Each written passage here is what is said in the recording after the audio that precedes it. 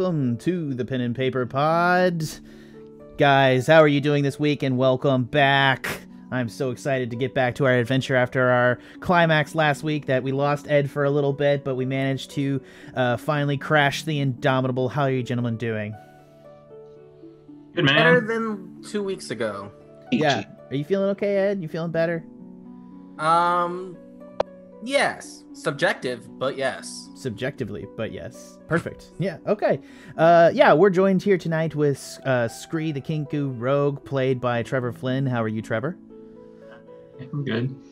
And of course, we're also joined here by Tanner playing Ashe Fallbright, the half-elf sorcerer. How are you? I'm amazing. You are amazing. You're perfect. And we're, of course, we've joined by Chuck Angus, the terrifying Minotaur barbarian. How are you, Chuck? I'm okay. Thank you for asking. Yeah. We're going to go through here. I got a couple of questions and an intro to talk about it. We're just going to recap the previous arc. We just finished an arc. This is a great time to be joining it on the adventures of our villains as they become full-fledged members of D.A.R.K and try to bring evil and death to the world. Or, I don't know what your goals are. We'll get to that in a minute, but we'll talk about it in a second. But first up, we got to talk to you guys about a couple... we got to talk to you guys about a couple of things. Hello and welcome. If you want to head on over to @Twitter and Facebook, we're @penandpaperpod. You can check out all our stuff over there. We're really trying to do some things. We're going to be doing some giveaways in the next couple weeks in our Twitch chat, as well as on our Facebook and Twitter. So definitely go over there, give us likes, give us views. We'd really appreciate the help and support and just general commentary and stuff. Trying to get this up and running. Tell your friends, give us some support, and yeah, also check out our podcast feed where we have previous episodes of our last campaign going up. We're gonna catch up. We're gonna get there. I am very serious about it. We're gonna get caught up to the existing streams, so these come out 1 week after this stream is. So get ready for that. We're doing a lot of remastering work right now. It's a pretty exciting time to be part of this. Yeah, so check that out and head on over there. Yeah, gentlemen, are you ready for a quick recap of last time? I am for sure. And are we doing the recap? Yes, you are doing the recap. So let's go ahead and start with you, Trevor. Tell us why and what happened when you guys decided to go north to the Northern Orc tribe. Oh, man. Well, we were seeking the ancient artifact, as well as a kind of parlay between the mind flayer that kind of holds our brains hostage and the orc kin. We ended up having to kill a Wendigo for them to free the grip of Frost from sailing their ships out from under the terror of the Indomitable airship, which is part of the whole slave trade domination of the kingdom of Camelon, and headed up by Lord Edipus and his dragon lady, Lady Vasily. His daughter? No. Lady Grimtooth was the dragon. Lady Grimtooth, sorry. Lady Vasily is the person he married. Lady Grimtooth is the person he's actually into. That was well done so far. And you guys went to their wedding, actually. You guys got I believe Scree caught the bouquet. Did you catch the bouquet? No, you did not, but it's okay. Is that in your inventory? I added it post-haste. Tanner, let's start with you, Ed, a little bit. While you were at the party, a lot of shit went down. What happened? Everyone got drunk, and I got vaporized to the little worm speck that I am. Talk a little bit about that worm bit. What happened? Well, Chuck Angus was intoxicated and was trying to socialize, which he never really does. So he said something that was kind of inappropriate. You called one of my player characters voluptuous. Just as the record, if you call a lady in my game voluptuous, I'm probably going to kill you. Just case in point. She was in an extravagant gown, and she is subjectively pretty. So I'm pretty sure that was not a bad descriptor for her. I just don't think anybody, we've established this, that in any context, this is just not an appropriate thing to probably say, Chuck, so whatever. But it's Chuck, so here you go. Yeah, so anyways, Chuck got vaporized, and then they, Chandler, you guys had to do something to save him. What happened? We had to use our only diamond that we were going to use for our Revivify spell, and use it to cast an alter self that lasts forever. And you On turned- Chuck. Yeah, and you managed to, I think, kidnap somebody and kill them and alter them into Chuck's new body. I mean, Oh yeah. did we kill him? We just got some drunken soldier and stuck me in his ear, and then I usurped his mind because he was a fool. Yeah, you ate his Sure. memory and mind and consciousness, so the continuous personification of that person no longer exists. So good job, Chuck. So you're piloting a vegetable, really? Yeah. You murderer. I mean, that's why I went to interdimensional jail. Like, murder did. is not gonna weigh on my conscience. It's true. It's true. Anyways, let's go ahead and continue on, you guys. Having saved Chuck from certain death, headed north. What happened up there, Scree? Well, Chuck picked another fight with the giant this time after we tried to open negotiations with Halfdan and the Frost Giants. There was a force working against us on the other side, so that I forget his name, Red Jack, I think it was. So that helped that spur that conflict. But we came out of it all right, and found out we had to go defeat the Wendigo to get him out of the to help the orcs out in order to secure the alliance with Halfdan. Mm-hmm. For the record, I didn't pick a fight with the giant.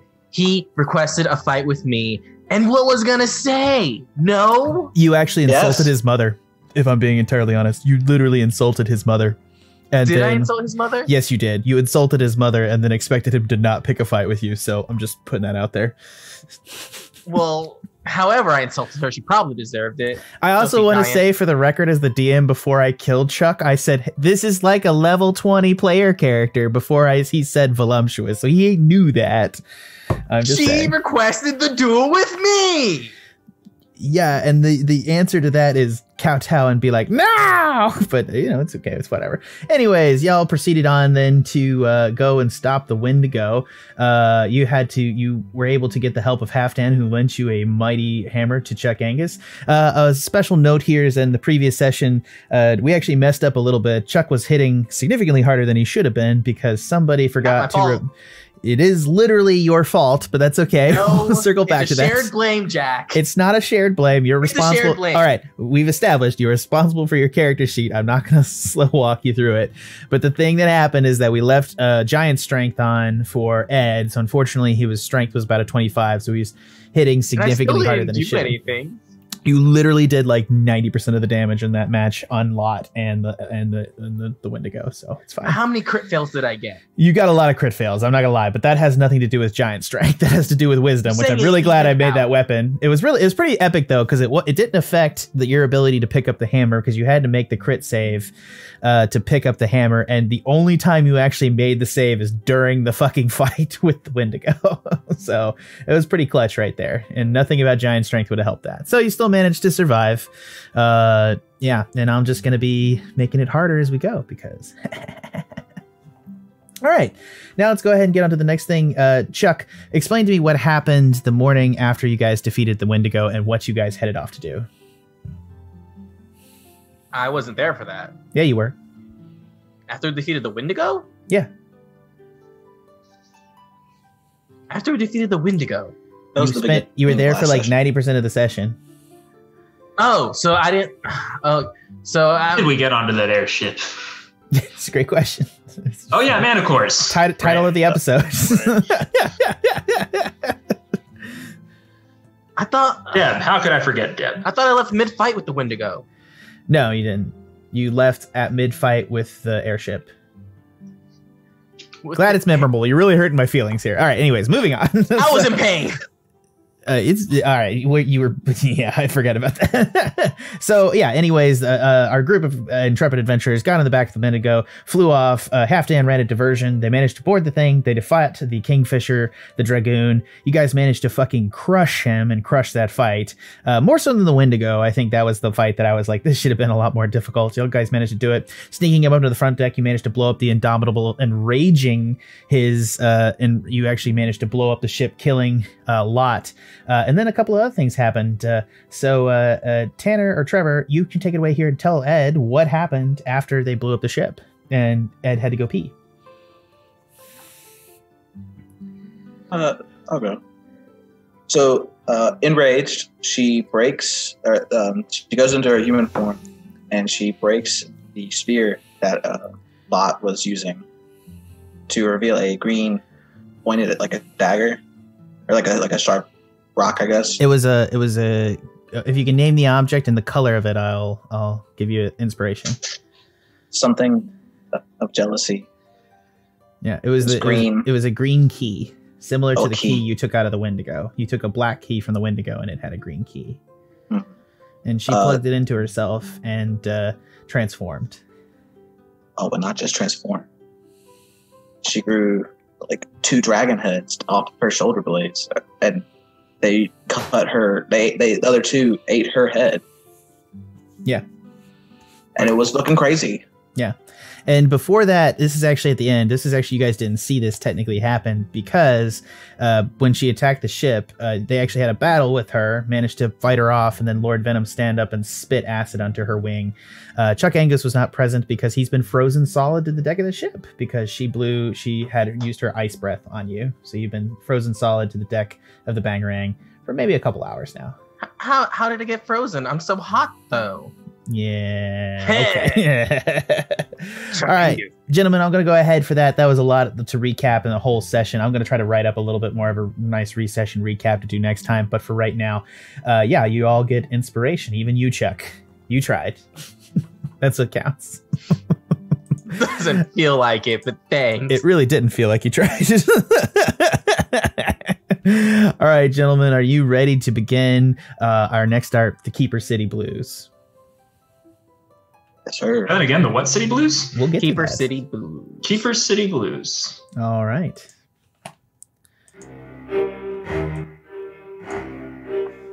Boom, boom, boom, boom, Oh, nice. I hear it. It's a dark night in the Camal, the capital city of Camelon, where you all were banished to the Void and the current headquarters for the Order of the Kingfisher.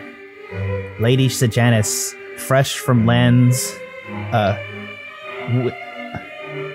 whisper quiet in the courtyard of a large sprawling complex, descended on butterfly wings that fold around her into a road. She huffs, not seeing any servants about this late to receive her, and withdraws a key to let herself into the atrium.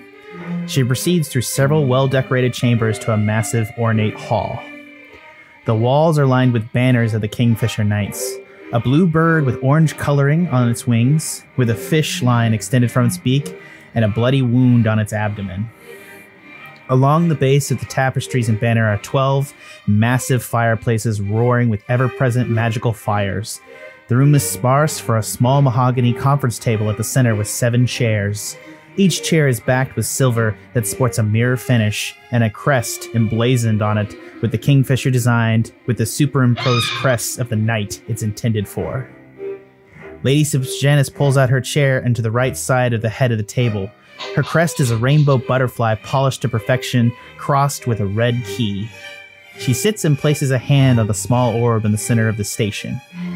The mirror surface on 4 of the other chairs begin to fog over like condensation before revealing 4 shadowy figures already deep in a conversation.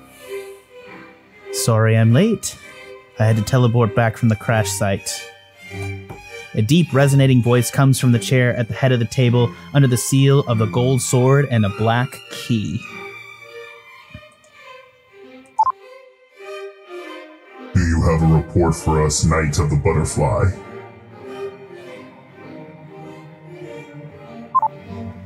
Yes, Lott is dead. He was burned alive in the crash, and it appears his daughter attempted to kill her attackers, but was grievously wounded. A lady under the crest... Hold on. Sorry, this is going to take a minute to... I have some new toys, obviously. A lady under the crest of a gold triangle and a white key with a whisper-soft voice cuts in. Were you able to recover his key and the gluttony key? No. It appears that the Dark agents were able to kill the Wendigo and recover the sin key of gluttony, which means it's not in their hands as opposed to the cult of suffering. There's also a rumor that they have found and recovered the sea axe, which is most certainly troubling. As for the Sin Key of Jealousy, I found Lott's dragon lance cracked open. It appears Lady Grimtooth used the key on herself. A short man with an unpleasant voice cuts through the conversation. He sits under the seal of gold gear and a gold key. That was her. What was her abreaction like? Was her transformation interesting? What wonderful creature has the green key yielded? She grew 2 extra heads that immediately began to dominate and torture her. I have captured and restrained her. I'm not quite sure what we can do for her now. We can always use more research subjects. God, Glick. A lanky man in robes under the sign of a white quill and a purple key speaks up. For fucking Christ, you went to her christening! Sorry, no, he did not say Christ, because that is not in this universe. Our friend is dead and you want to cut his kid open? Fuck you. I choose to find the good in every situation. Enough. We will monitor the situation, learn from it what we can, and we will find a way to help our friend. Though I fear at this point only vengeance may help her. Sejanus, what do you know about Lott's killers? Not much at this time. They were 3 demi-humans. I believe them to be 3 of the same demi-humans of the group of 6 that broke out of the Void Prison and triggered the failsafe that killed thousands of prisoners. I believe Lord Venom has his hands all over this, if I'm not mistaken. Supposedly the 3 at their place were an elf, a birdkin, and a Minotaur. The robed wizard speaks up. I thought you were at the wedding. A Minotaur didn't stick out to you? I killed the only Minotaur there at the wedding after he insulted me. I would urge you all to take into account all this information as secondary sources, as Lady Grimtooth is still indisposed at this time. Have we any idea where they are headed? Darkfall isn't far from there. They will not be able to affect anything there without the other Sin Keys. As far as we know, they only have the Gluttony Key. They will come to us in due time. When they do, we will kill them. While I loved him dearly, Lott was certainly the least of us in terms of strength. Let us move on with more important matters. Helena, report. How is the recovery effort of Bargoul's cask in Keeper City going? It proceeds. The Sanguinum family have been convinced to sell the cask to the Keeper City Trading Company through cutouts. I will help facilitate the process and at the Radagio Casino that own that in 1 day's time. The company has been reticent about their involvement and it would help significantly if one of the most famous shareholders were to make an appearance. I'm too busy. Research at Fargo Gnaw is at a critical juncture. If we are to discover what lies behind, I must have my attention undivided. Lord Garrick, your research is not so critical that you cannot spare a single moment for the festivities. Your teleporter can have you there and back with a little time. Indeed, perhaps the time will allow you insights upon your return to your work. I doubt it, but my king has a point. Fine. I will attend. Oh, I can't wait! Everybody looks around, and then the seated dark figure at the head says, That is all. I believe we have more than enough to be getting on with. The chair's clear, except for the one at the head under the crossed sword and key. A moment of your time, Selena. Yes, Cam? Did anything seem wrong with Helena? Not especially, Cam. She is her usual bitchier, holier-than-thou self. Recent reports from Keeper City have me concerned. Would you be willing to attend the party as well as a surprise guest? I don't see why that would be necessary. Other inquisitorial agents could be tasked for it. Should we really have 3 kingfishers in one place after one of us died? I believe the risk is warranted. She will be much less likely to betray us with your eyes directly on her. We need to ensure that the secrets of D.A.R.K aren't exposed by her. Given her changed nature, I find her unpredictability unacceptable. Understood, Cam.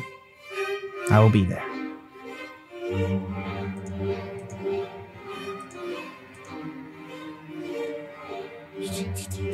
Sorry about that. I had to stop the sounds. All right. Also, if you can't tell this week, we got a soundboard. Yeah, we're trying it.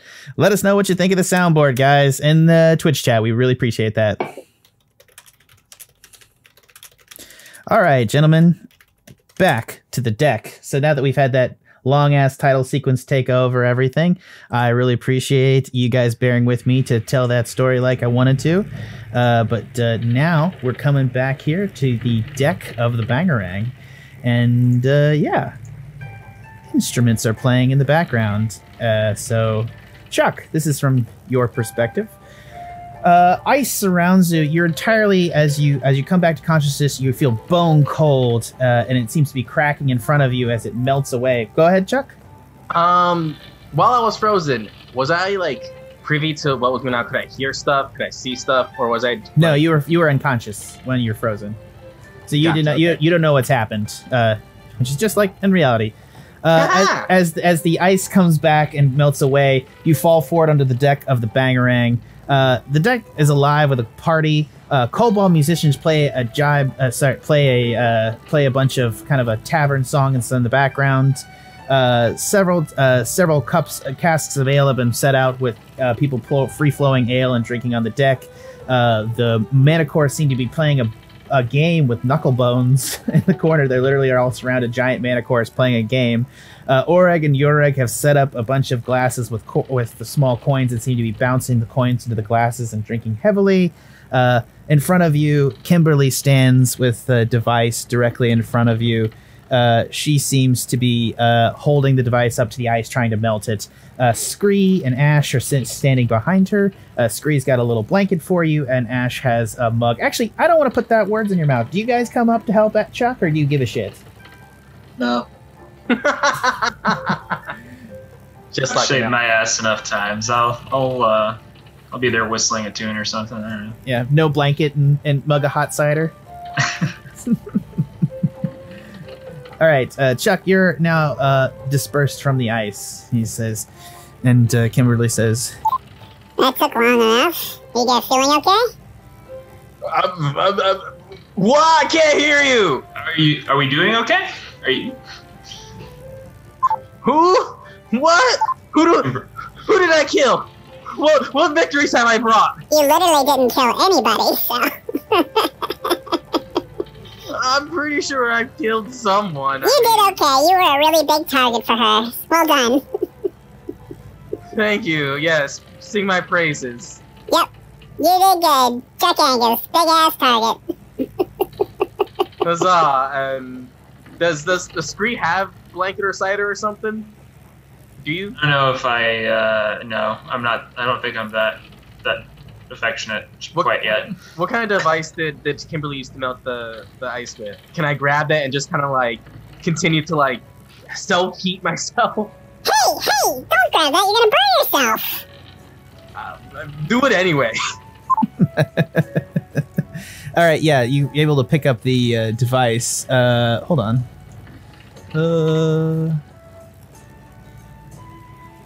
Sorry, guys. Apologies. There's a couple of notes. It's causing a beep every time I turn the system on, which I don't want to be happening. It's my bad to the beeps. We're going to figure this out more as we go. I don't thanks. hear it. Oh, you guys wouldn't hear it. It's not on your end. Yeah. It's coming through on your audio separate from my audio. So it's kind of how I do the shitty audio system. Anyways, thanks, Megan. Yeah. So you managed to grab the heater, hold it up to yourself. It's just like literally a hot box. That's terrible. It's literally just like a box you're able to hold up and warm yourself over. Kimberly gives you a blanket and takes her heater back from you, and she's just jumping up and down. But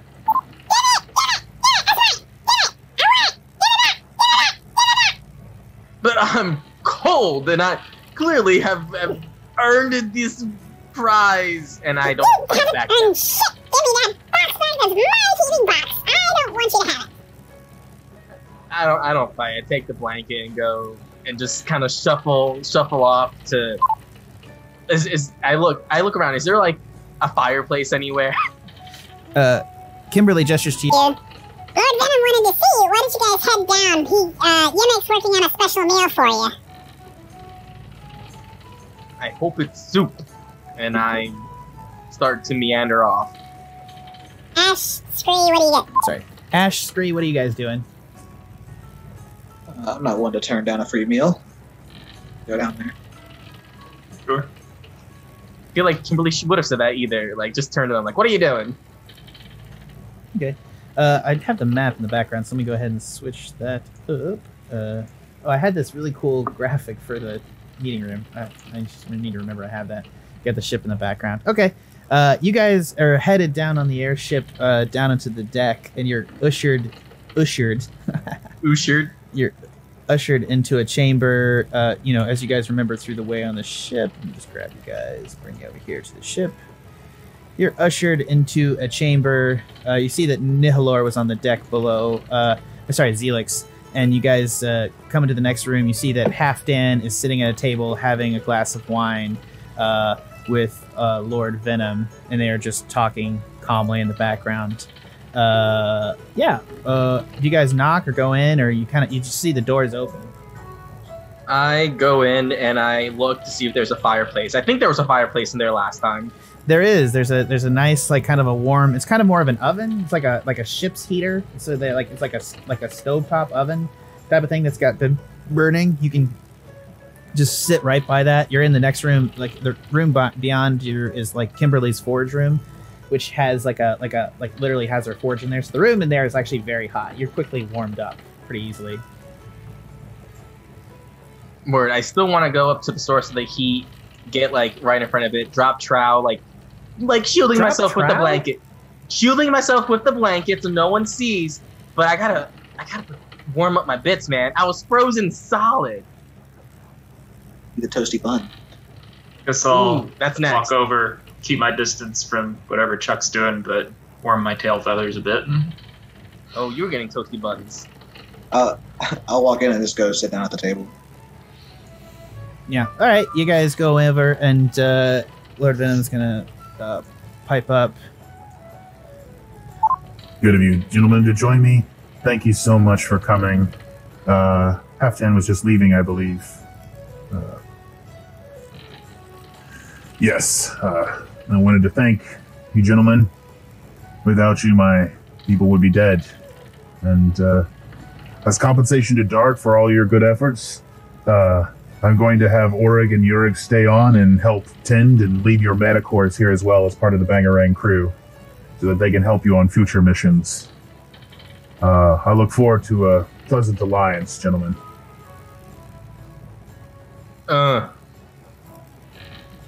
Getting all warm and toasty. I'll pull up my pants now.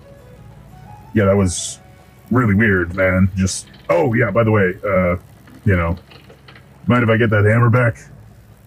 I thought it's already out of my inventory. I thought you took it already. I lost it. Thank you, love.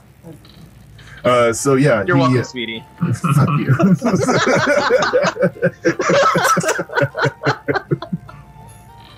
You asked for the hammer, I guess I gave it back to you. It was appropriate. Anyways, yeah, he's just gonna reach out, and it's gonna Thor's hammer style fly away from you, unless you want to contest it, Ed, to his hand. Yeah, I'll try contesting it. Why not? Go ahead. Roll me, I guess, wisdom. Wisdom? Saving throw? Or straight wisdom? Straight wisdom.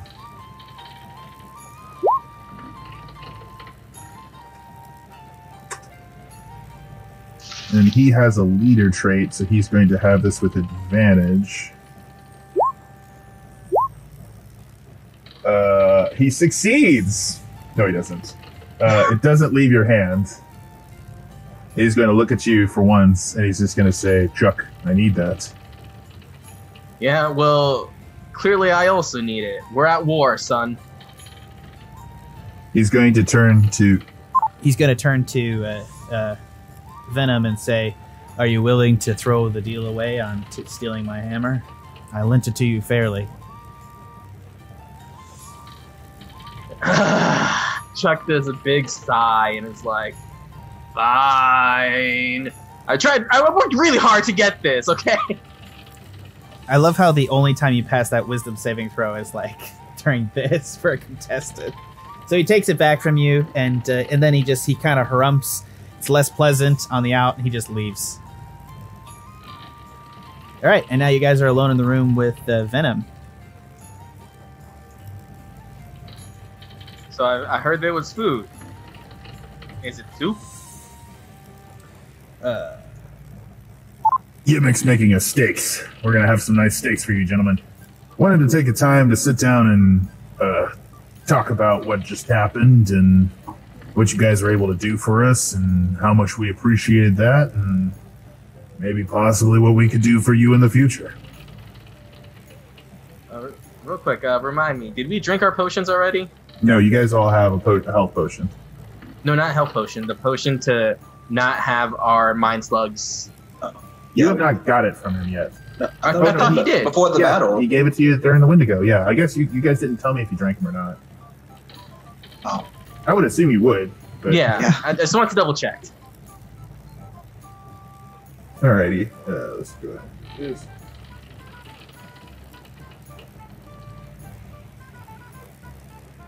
We can see what's happening in the room. Alright, yeah, you guys hear the distant creaks of the airship from the distance, as well as the kind of the party up on the top of the deck and the distant music. And as you guys get in there, you see Gimmicks comes in through the front door, and he's going to bring in a plate. He's going to bring in like a prime rib roast. And he's going to just put it down on the table, throw down some broccoli rabe, maybe get you guys some like au gratin potatoes and like a roasted tray with a little nice Gruyere slashed across the top, a little bit of green onions across it. Then he's going to go ahead and cut you all roasts, and he's going to say, who wants what? How do you want your steak? Ashe, how do you want your steak? Rare. He can cut you the thinner rare piece. Jack, do you eat steak? Sorry, is this like offensive? I'll have it cooked medium and yeah, like Chuck, like once you said steak, is like contemplating all like is this okay? But then also realizes I ate a frost giant, which apparently was a sentient being, and I don't know, dude. Just cook it, not too bloody. That'll be fine. We have not had enough time to deal with the fact that you committed cannibalism and other things, such crimes. This is playing fast and loose here, but sure. Okay. Oh yeah, let me get you that. And he's gonna cut you this. He's like, here's your wimpy steak. It's too done, but you know, I'm sure you'll enjoy it. Was this a sentient being? Yeah, it's a cow. Quiet. It's like quiet in the cabin, and everybody's just like looking at you. And I would assume in most things, if I serve you food, it didn't used to be sentient. Do we need to have a conversation, Chuck? Are you cannibalizing people? I mean, I know it's kind of normal for Minotaurs, or I suppose it was in the myth, they ate people, right? I was frozen. That was frozen today. No, totally understand. Rough day for everybody. I get it. Sorry, just see, I promise you, it came from like an auroch. It's like kind of this yak thing that lives on the slopes. We just cut it up, really good cut of meat. You know, a little bit more stringy than you like, but yeah, good cut of meat. Did it have a name? If you choose to believe that, maybe something like Ed. Maybe that's good. I just poke at it and just. It was like, I gotta stop asking questions. That was frozen today. Scree, what do you want? What do you want? I'll have what he's had. Are you sure about that? You want an orgasm? No, just kidding. Sorry. Who doesn't? Right. You want medium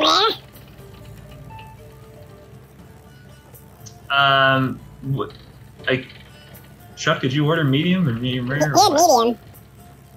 Yeah, medium. Yeah, medium's fine.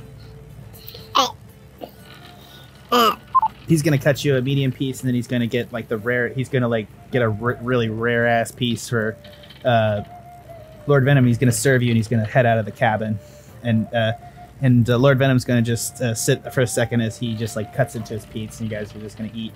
And he's gonna pop open 2 bottles of wine, set them on the table, start pouring out the wine. You guys gonna drink and enjoy? Yes. I am. Sure. I need to drown my fucking misery. All right, you guys are able to kind of just enjoy yourselves for a couple minutes here, just eating before Venom is kind of going to kind of push his plate back and said, Really glad we got the opportunity to give you guys that meal. I wanted to talk to you three. I hate to say this out loud, but unfortunately, you all are now the most successful members of D.A.R.K that have ever existed. That's really, fucking sad. It is kind of sad. Okay, yeah, we fail a lot. I'm pretty sure I died like 3 times, and we're successful. Yeah, I don't know, guys. We're just trying our best here, and y'all managed to really turn the tides back there, and you really like we haven't been able to kill a Kingfisher since all of the demon generals were together and were able to kill the paladin. So good job is all I'm saying. I mean, I guess the question now is, now that you guys have your antidotes to the Mind Flayer continuing on, you have a month. You don't necessarily have to stay here. You can go off and try to seek your fortunes elsewhere else and try to seek survival if you wanted to. I'm not super inclined to try to stop you. I think. Do the potions have a shelf life? No, you can take it. I mean, you should take it now. No, I'm saying, if I keep doing mission for potion and stockpile roughly 12, and I can have a year off, do they go bad? Is there an expiration date? You'd have to ask Zelix. I'm not sure if they're Zelix!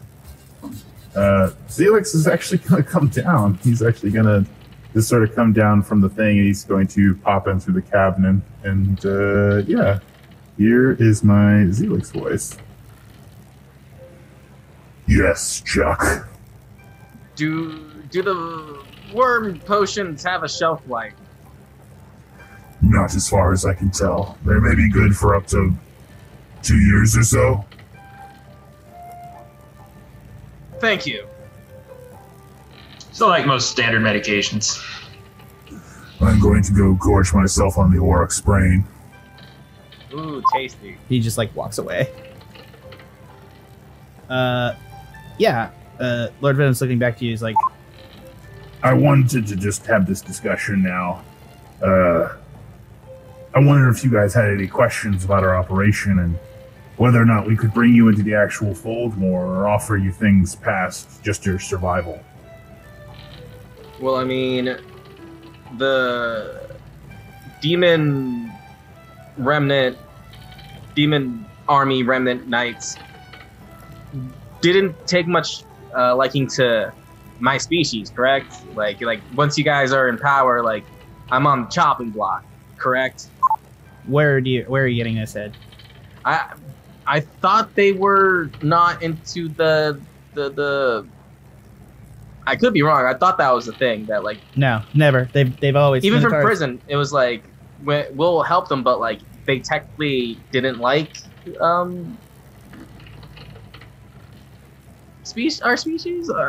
It could be beastkin. Thank you. The beastkin. There was never any like anti-beastkin thing.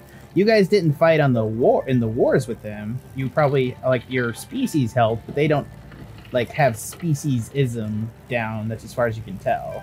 Like they haven't had anything against Minotaurs. Minotaurs didn't fight with anyone. You were Ireland. An Irish Minotaur. Yeah, roll history check actually real fast, Ed.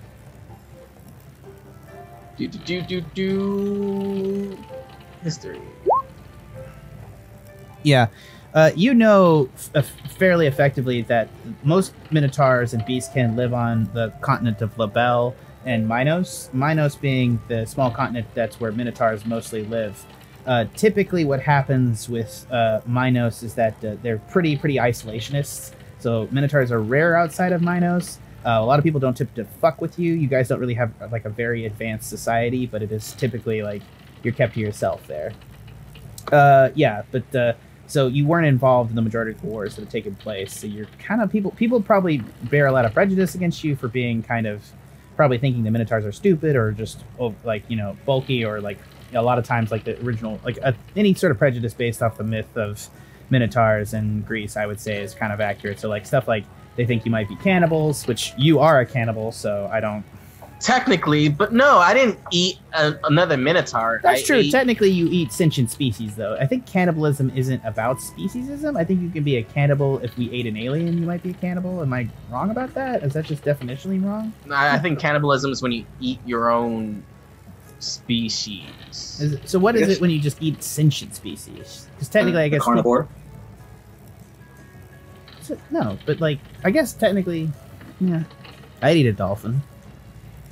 That's illegal. Yeah.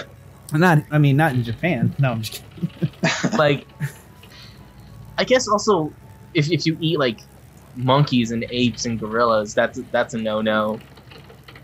But like, it's not cannibalism. It's just fucked up. These are the real D&D questions. This is quite a conversation. Okay, anyways.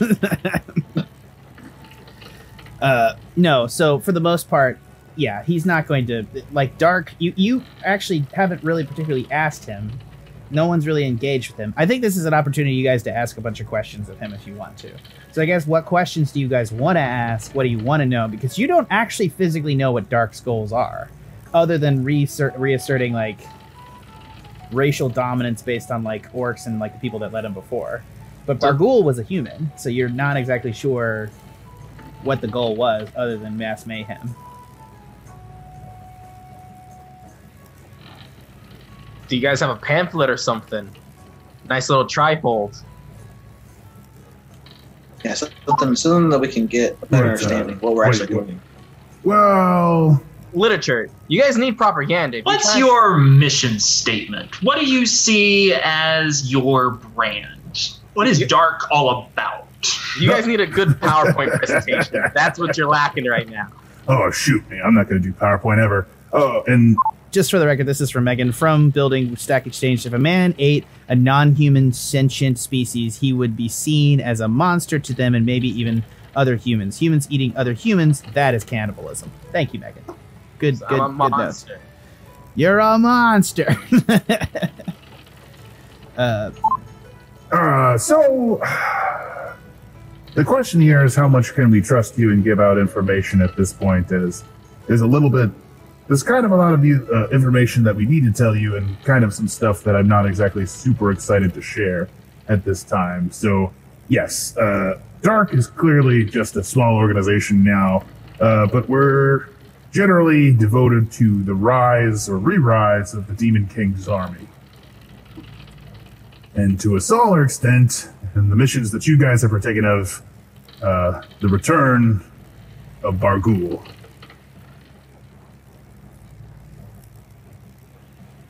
Right. That was your buddy, right? Yes, he was. You guys were close. He was my buddy.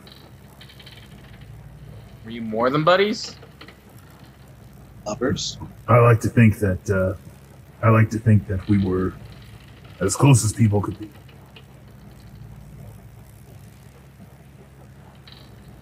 Okay. Also, that's a very rude question. Can you just, like, what if I was? Like, come on. It's not... We're all bros here. I was frozen today. Yeah, your excuses are over, Chuck. Come on, get it in line. I just ate a steak. Ashe, Yeah, go ahead. I was just defending myself. It was just a question, my Lord. No. I asked you to ask questions, so go ahead. Yeah. So, since as the most successful ever D.A.R.K, tooting the horn, can we get these illithids out of our brains? No, that just seems fair to me.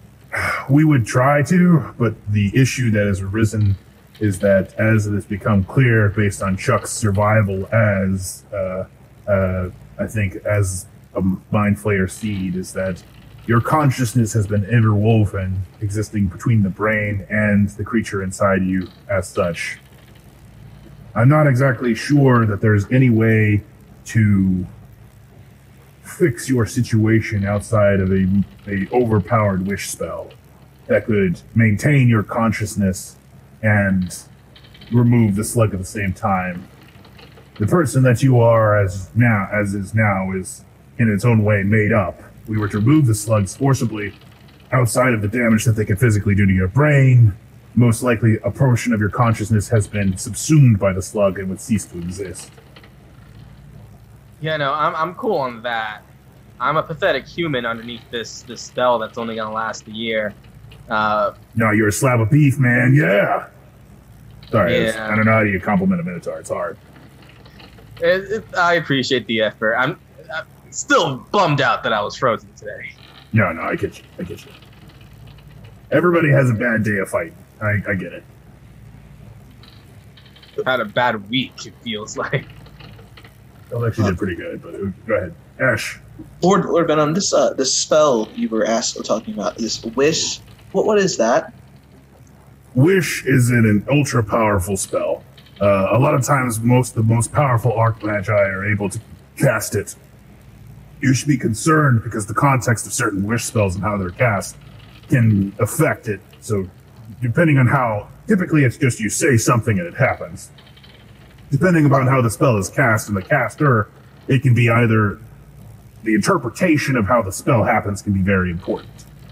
One of the things that we are attempting to collect, and that I didn't want you to let Halfdan know, and he withdraws. Do you guys have this? Do you have the key? I would wish to see it.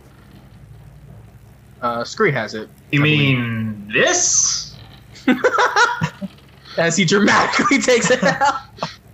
Yes. Is it just like, it's a very evil thing, so I imagine it just like screams or like it just darkens the room or something as I pull it out. Gandalf, let's see if I got something Black for speech. it. Yeah.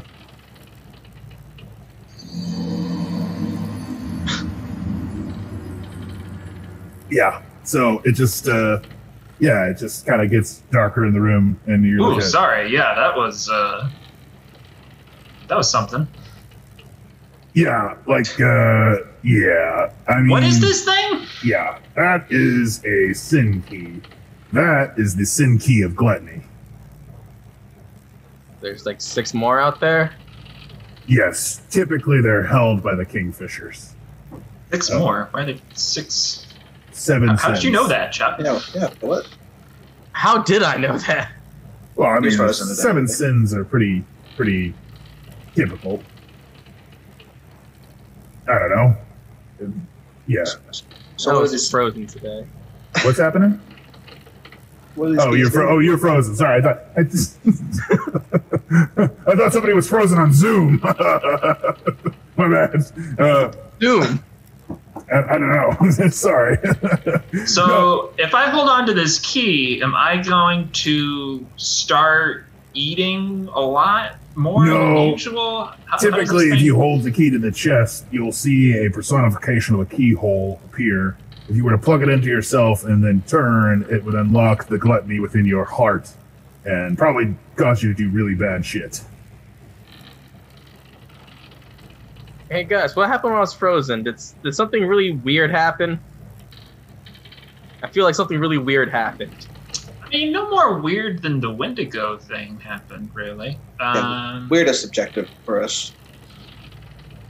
Yeah, Did we not fill you in yet? I guess we didn't. We betrayed Lord Edipus and blew him up in his own ship and really pissed off his girlfriend/daughter. That's gross. Sweet. But accurate. I chuckle and go like, fuck yeah. Yeah. Good going, Ashe. That was Scree. It appears she recovered the jealousy key from him. Typically, the Kingfishers use the keys and weapons to power them. The keys were designed initially by Lord Bargoul and used to power the Matrix of Suffering at Darkfall. What does that do? I don't know. It was Bargoul's ultimate plan before he died. And then the Kingfishers took the keys and used them in their weapons. So, generally the idea of D.A.R.K is that we're going to get the keys back, we're going to get the items necessary to resurrect Bargoul, resurrect him, go north, open up the thing, and then use the Matrix of Suffering. Because I think it's like some sort of wish-granting device where it can grant a shitload of wishes or something. He wasn't exactly like always like upfront with that kind of shit. But you trusted him. I do trust him. You do trust him. I do trust him. Heart, body, and I assume you have a soul. That's the difficulty. The items that are required to restore him are first, and he lifts up a package onto the desk and unfolds it, and you see the sea axe. And yeah, the sea axe is it's just there. It's like to describe before. It's just a giant great axe with like a flute. Like the haft is like a flute with like holes where you can put your fingers of it. You saw Halfdan wield it before, and spikes came out of those holes and impales, and it sucked his blood from those spikes. At the back end of it, where it normally would have a great axe, would have a spike. It has like a hole where it can be played like an ocarina. The items that we would require to save him would be the Cask of Bargoul, the sea axe, an unknown item that D.A.R.K is researching at Fargo-Na, and then we would also require the Book of Vile Darkness. If we had those, we could return him to life. Nice, sounds like you got a lot of work to do. Unless you want to be involved, that is. Doesn't sound like that, sure. I guess that's the question is, how can I keep you gentlemen on board?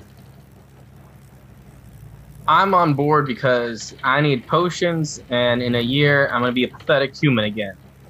So we have the option. I'm just extending it now. Just staying on board with us is, you can go about your way. I'm sorry that you got infected with the illithids, but you got us out of prison. I'm not going to apologize for it. You just did, though. Yeah, sorry for apologizing about the apology. I don't know, it's weird. Sorry, I'm weird today, man. Chuck got frozen. Well, Lord Venom, I am a big fan of wealth and power and influence. Can I get that? Yeah, we can get that. Okay, I'm in. Literally, we're gonna rule the fucking world, mate. Like, that's the plan here. The power is as it be. Our armies are destroyed. If we can get Bargoul back, he can figure out how the fuck to work this thing, and we're gonna take over the world. I don't know, man. It's gonna be jazz and shit. Also, I'll give you 100 gold right now, just for a mission. How about that? Can't say no to that. Yep, 100 gold, potions that keep you alive and not turning into illithids. Yeah, great weaponry. It's a sales pitch, guys. Come on. Chuck Angus suddenly throws his fists down on the table and goes, "Find one of my bastard offspring so I can have his body." Please put your pants on, Chuck. That is a really weird pitch, but we will talk about that. Wait, you want to steal his body? Yeah, I don't want to be a pathetic human underneath this. But that's going to kill your child. Yeah, I was going to do that anyway. You have a kid? I have a couple out there. Oh. Let's, Yeah, I had a life before I met you guys. Technically, we need to see if we have any of your old blood. We might be able to use it to track them down. That might be doable if we had your blood. I think your current blood would actually not... Technically, your offspring is no longer of your blood. So, I don't know if it's still... It might be child murder. Depending if it's grown up, it's not going to be child murder. Because technically, it's not of your blood, so it doesn't count as... What is a child murder? Is it... It's not fratricide. Fratricide's brother. Patricide's parent. Infanticide. Oh, that's so... It sounds like infant? That's so bad. Chuck, are you sure about that? That sounds terrible. Yeah, no, he's a bastard for a reason. He was magic coerced out of me by some fucking elves. It's a long story. Point is, I was sent to jail for trying to exact my revenge, and now they can actually serve a purpose to me. It's dark. Okay. Scree is usually standing. I am a member of D.A.R.K. Yeah, Scree. I think I've kind of been standing in Chuck's shadow, as I tend to do, and I kind of like just take a little step to the left there for a second as I'm listening to that.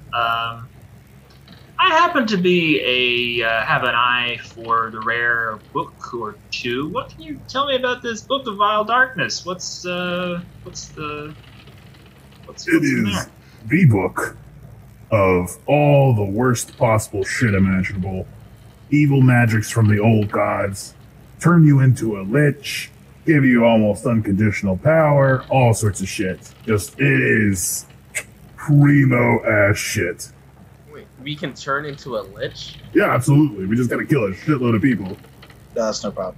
That's no problem. I didn't think it would be with this group. I got the sense from you guys.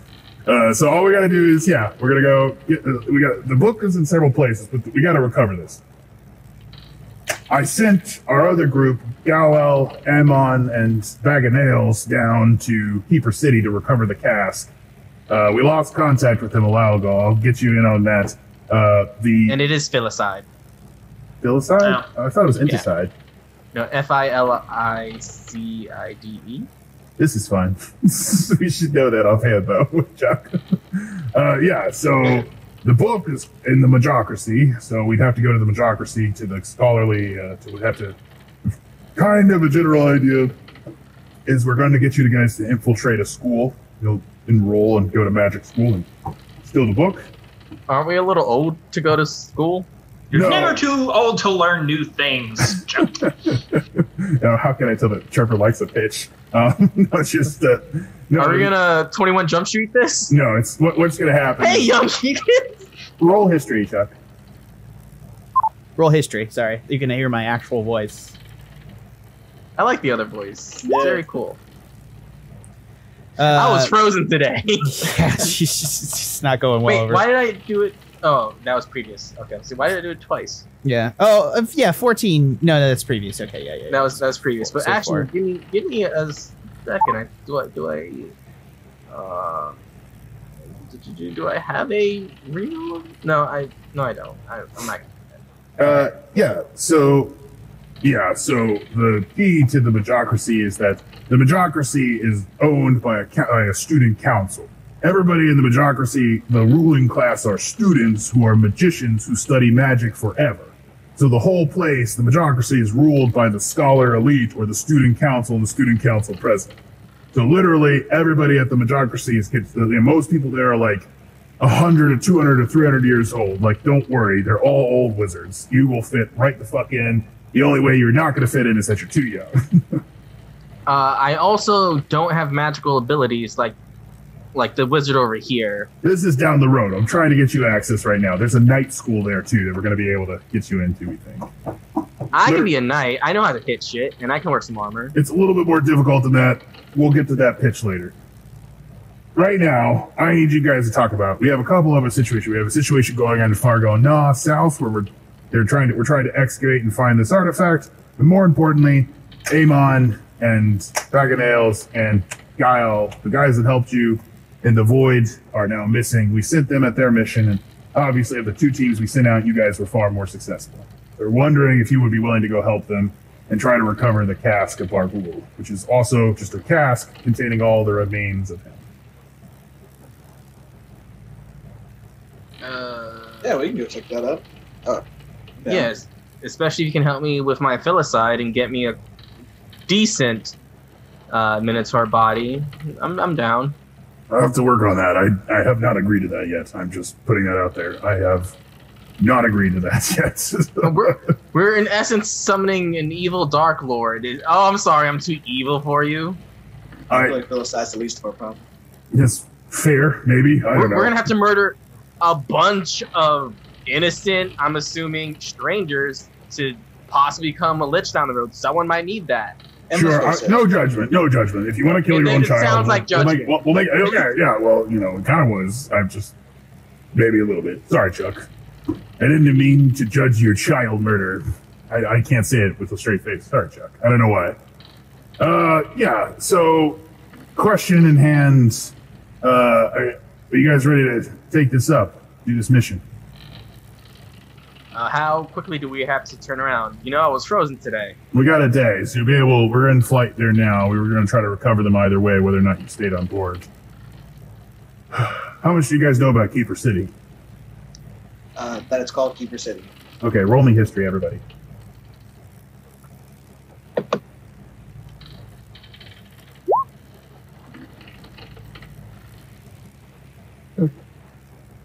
I got a 14. What kind of... Do I just start spouting knowledge? Chuck knows more about it. So, Chuck, you know that... all right, so Ashe and Scree... Sorry. Ashe and Scree, you guys know that Keeper City is a very, very famous, like, steampunk-style cyber city where, like, gnomes live and they build all this cool shit. So they build, like, lots of really great technology. The Indomitable was made at Keeper City for Camelon. Chuck, you know that Keeper City used to be part of the Duchy of Bavonia, where you guys were previously, and then won independence just through all its cool tech and shit. And also the Keeper City Trading Company, which is the kind of the main corporation as part of the city, runs the majority of the city, as well as in general is just like, you know, think East India Trading Company. They run like a lot of shit around the world. And they just have a lot of trading and a lot of great shit going on for them. So, yeah, they're not necessarily bad, but it is definitely corporate greed, that sort of thing. I regurgitate all of that to them. Mercantilism, if you will. I don't know, actually. That's more nation-state building. Go on. Yeah. We received Zelix received a message. Somehow, unfortunately, communication was lost in them. Zelix is not even able to sense their location as well. I don't mean to tell you guys this, but Zelix can sense the location of the spawn in your heads, generally. We've lost track of where the location was, and also he can't sense anything because he had other assets inside the city at the time. It seems that a big block has come over the city. We're not able to contact with any of the Illithid spawn or identify where they are. We're not able to tell how they're able to block that. Before this happened, though, we received a communication from Amon, Devil Spawn, who indicated that they were going to be that the Sanguinum family, which Robert Sanguinum, who was was a member of the Bargoul's council. Is he a vampire or something? Why would you say that? The name Sanguinum just sounds like blood. I mean, it's probably I don't know, use something. The fair assumption. I don't know. I don't know, man. It was like, you have to realize this was like Bargoul's war council was kind of a don't ask, don't tell situation, if you know what I mean. Like, it wasn't like we weren't like walking in there and like, what flavor of monster are you? Like, obviously I'm, I spit acid. Like, come on, it's not kind of rude to ask, but anyways, a lot of the previous generals were trusted with the artifacts needed. He was trusted with the Cask of Bargoul after the fact, but he seems to be selling it, or attempting to sell it to the Keeper City Trading Company. His family runs a casino called the Radagio in Keeper City. The Cask of Bargoul, according to Amon, is being kept in the Radagio's vault, being prepared to be sold to the Keeper City Trading Company for research. Amon provided information as how we could get into the Radagio tomorrow night and infiltrate, hopefully in the hopes of discovering and capturing the cask and getting out easily. So it's a heist. It's a heist. Well, for the most part. So what do you want us to do? Are we just heisting? Are we infiltrating? Yes. Well, you're infiltrating. Apparently there is we're going to drop you. We're going to send you on Manticore back because we can't get close to Keeper City because they have really, really great automated ballista that will be able to blow up a ship if we get too close. We'll send you in on Manticore back. You'll have to drop over the ocean. This is a port city, so you'll be able to drop over the ocean. We'll give you cloaks of manta rays that allow you to move at 60 feet underwater and breathe underwater, so you'll be able to scuba dive into the city's canalways. Where there's a canal flux system, you'll be able to use the pump system underneath the cities to proceed into the skyscraper to get to the fourth level, where you'll be able to enter the casino unseen. At that time, we'll provide you with disguises to infiltrate. We believe that we can have you guys dressed up as the icon of Minos and his attendants. I want a dope-ass tux. That's exactly what we're going to give you. You're going to be playing a ambassador from your home continent of Minos for the Minotaurs. And these two gentlemen will be your attendants. Hells yeah. Sound good? I'm okay with being put as the leader head role, yeah. All right, I gentlemen. think I can handle disguising myself as an attendant. Well, we'll have some items to help with that as well. Go see Kimberly for that, and do enjoy the party upstairs. We don't break out the ale every once in a while. Ale! Will do. Question, Ashe. Do we have to be his attendant? Yes! Let's go party! Dang it. Like, I'm just like a sad boy, like look down at the dirt, walk away. All right, gentlemen. That's enough for right now. We're going to take a look. It's 7:46 right now. We've been playing for an hour and a half. We're going to go ahead and take a quick break. I think we'll come back at 8 o'clock. Is everybody okay with that? So a 15-minute break. Cool, that's enough for a break. What's up? That's enough for a good break. Yeah. I was going to say something inappropriate, but, you know. Were you? I would never have guessed. All right, this has been the Pen and Paper Pod, guys. We'll be right back. Love it. Shout out to your friends. Don't trust the rugs. No, because it's a tiger. Very nice. So thank you guys for listening. We'll be back in just about another 15 minutes. Stay tuned for more adventures with Chuck, Scree, and Ashe. Thank you for watching. Hello and welcome back to the Pen and Paper Pod. Guys, how are you doing? Welcome back. I don't know why I'm always welcoming you back, but good job being back at this. Thanks. That was terrible. I'm so sorry. Welcome back to the Pen and Paper Pod, guys. We're going to be continuing on with our flight to the Bangarang as they head towards Keeper City to infiltrate for their heist. Gentlemen, is there any last words or things you wanted to talk to Bargoul? Talk to Venom about before you proceeded on to go talk to Kimberly? Nope. I just sent him to the task of finding my bastard son so I can have his body. So that's all I care about. If you guys head out into the next room, you'll see that Halfdan obviously is not there, but you're going to see that Kimberly is out there, and actually Zelix is actually in the room with them as well. Let me just go ahead and pull this up. And they're in the room as well. Kimberly is going to turn to you guys. And she's going to say, "Hey! You guys ready for your armor?" Yeah, what can you give me? Well, unfortunately for this one, we're going to be needing a couple of things around here. First up is for your infiltration. We're going to need to be able to get you guys into the city via water. Ashe, I assume that you still have your Ring of Featherfall. Yeah, but it doesn't work. Why doesn't it work? Because when we tried to use it when we got pushed off last time, it didn't work. Well, have you attuned to it? Yeah. Okay, well, you didn't attune to it last time, right? Oh, is that why it was? Yeah, so it should work this time. Silly me. No worries, if it doesn't work this time, it'll be fine. You just die in the ocean. It's cool. Yeah, we're kind of getting used to getting thrown off into the water. Boat. That's how it works. I've done it myself a bunch. Anyways, this time, your Minotaurs will fly you in and you'll have to jump off at a safe distance, otherwise they'll get killed by the anti-air guns in the Keeper City. You're gonna head down into the water. Be careful, that water out there is very treacherous. We got these guys for you. You'll be going through the sewers and through the underwater portion here, so you'll have to stay underwater for a portion time. So I got 3 cloaks of the manta ray. And it's gonna allow you to proceed underwater. As you guys can see here, the cloak has a little bit that you can put up to your mouth. It'll allow you to breathe underwater. Just like a little tendril. You just suck on it and the air comes right out. You'll be able to be underwater. I don't think you can communicate at all with it, but it's good. Go ahead and add that to your inventory. It'll also keep your clothes underneath fairly dry. So when we give you guys your your disguises, you'll be able to get up in there. We're going to send you through the sewer, so it's going to be a little bit difficult. But you'll have to get through the sewer and up to the storage tank systems out into a bathroom of the casino. So when you guys do that, unfortunately, you'll have to come out through a privy in the casino and then get changed in the bathroom and then exit like you were always invited, because we don't really particularly have invitations for you. So, Kenku, this is the front door. Any questions? Yeah, what the hell did you just say? I'm sorry.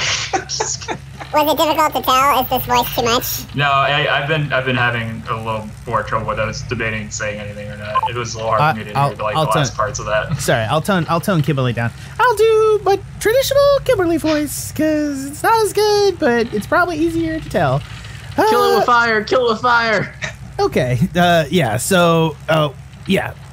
So the idea here. We need to make mana rays, and we need some components, I think, in order to make them. It sounds like. We just got the cloak of mana ray. Yeah.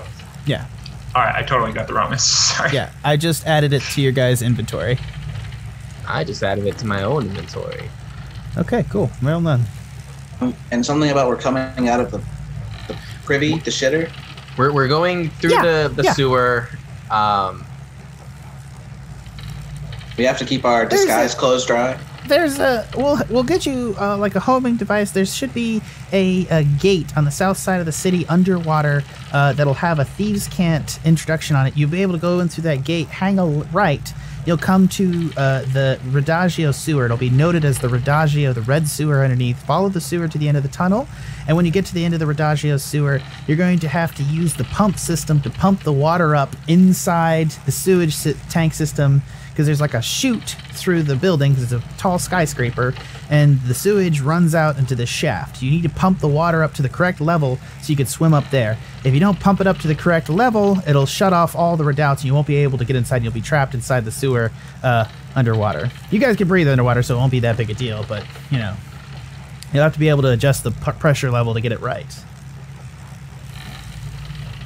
Okay. Oops, sorry. You have yours still on? Damn you! I want to cast a spell of code. Apologies to everybody listening. That probably was really hurting the voice modulation with the air conditioner in the background, so I apologize for that. Yeah, so if you guys head on there. As for everything else, what we guys have for you is sorry. Can they give me anything better than studded leather armor? That's exactly what we're getting to. For this, gentlemen, we're going to give you glamour studded leather armor. While gaming this armor, you gave a +1 bonus to AC. You can also use a bonus action to speak the armor's command word and cause the armor to assume the appearance of a normal set of clothing or some other kind of armor. You decide what it looks like, including color, style, and accessories, but the armor retains its normal bulk and weight. The illusory appearance lasts until you say the property again or remove the armor. We're going to give you guys these 3 sets of studded leather armor, so everybody add that to your inventory. And then you're going to be able to take the appearance. I have a picture here for you, Chuck. This is of the icon, and he holds up a Minotaur wearing big purple formal robes, and he's got all this like jewelry hanging off his horns, leading into into his chest. So it's like this big purple robed Minotaur. Where's this picture? Yeah, she's just got it in her hand. Oh, it's a weird D&D question. Where is this picture? Yeah, I don't know. But no, it's just studded leather, so it's the same thing I have on right now, so it helps me nothing. It's +1 AC, dude. It's +1 armor. It's a big deal. Kimberly, I can't actually use that studded leather. I know. We're gonna give you a tuxedo. Is that okay? It's fine with me. Sweet. Here's a nice tuxedo. It'll be black test dry, so you guys will probably want to change. Scree, you and Ed you and Chuck will probably want to do black tux the whole way there. Is that okay? I thought I was supposed to be in cool purple robes. Well, you can just make sure to do the headgear right. Do I take the picture from her? You can. I will then. All right. This is a fabulous item. This is going to help just making disguises work so much easier. I love how Chuck is bitching about just a huge drop for him, and he's just like, There's no pleasing Chuck ever. Like, I'm just saying. Like, you're saying this armor spawns a hat? Is that what you're saying? No, literally, it's like illusory clothing, so it can spawn like just jewelry on your person. Oh, okay. So it's literally. Sorry, like, I thought you said something about headgear. It's +1 clothing that also is illusion based, so it's like a big ass deal. What's the item in the called that I can? Glamour studded leather. No, yeah, I know. I just meant, like, does it extend to my head? I thought you had said something about headgear, so I was just confirming the extent. Yeah, you can extend it to your head if you want to. Okay.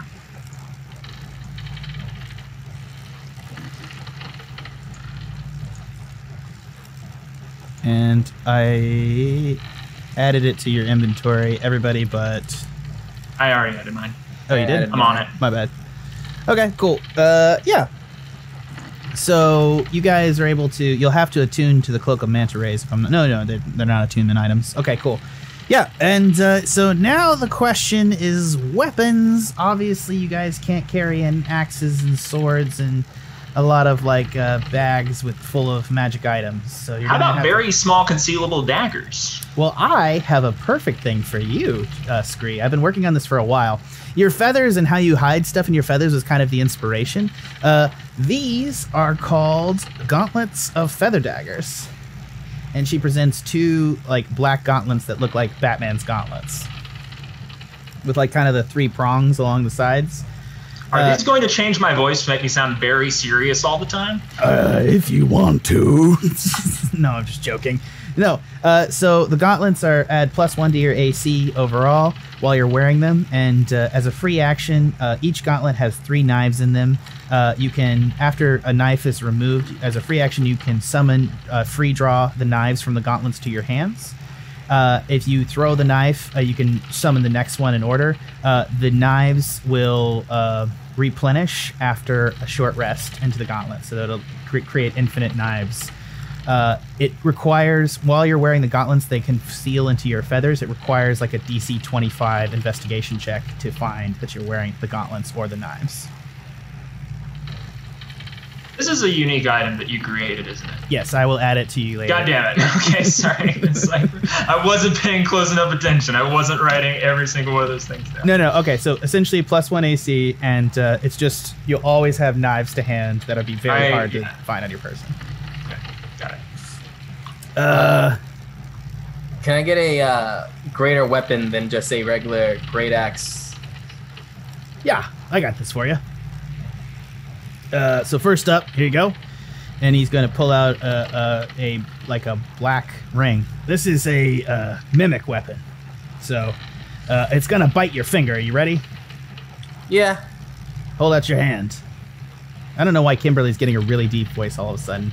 She's gone from like squeaky to like just like. It was the gauntlets feather daggers. They have that effect on her. I think Yeah. that's what happened. Batman. No, I'm back. She's had too much ale. Yeah. Well, I'm down here fucking giving you guys armored up instead of drinking. So when we all go to this, let's play some poker. How does that sound? Fun.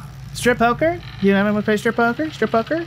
Yeah, I mean, I took off my pants already. I put them back on. I want to establish. I did say I'd put them back on. But I'll take them off again. Okay. Anyways, here you go. This is a mimic weapon, and it's gonna bite your finger, and it literally, like, she gives you this ring, and it literally bites your ring finger, Chuck.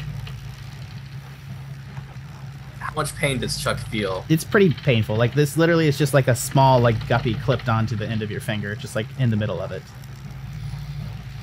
Oh. All right. Yeah, so while you have this item in you can cause the mimic on your finger to turn into any weapon you can think of.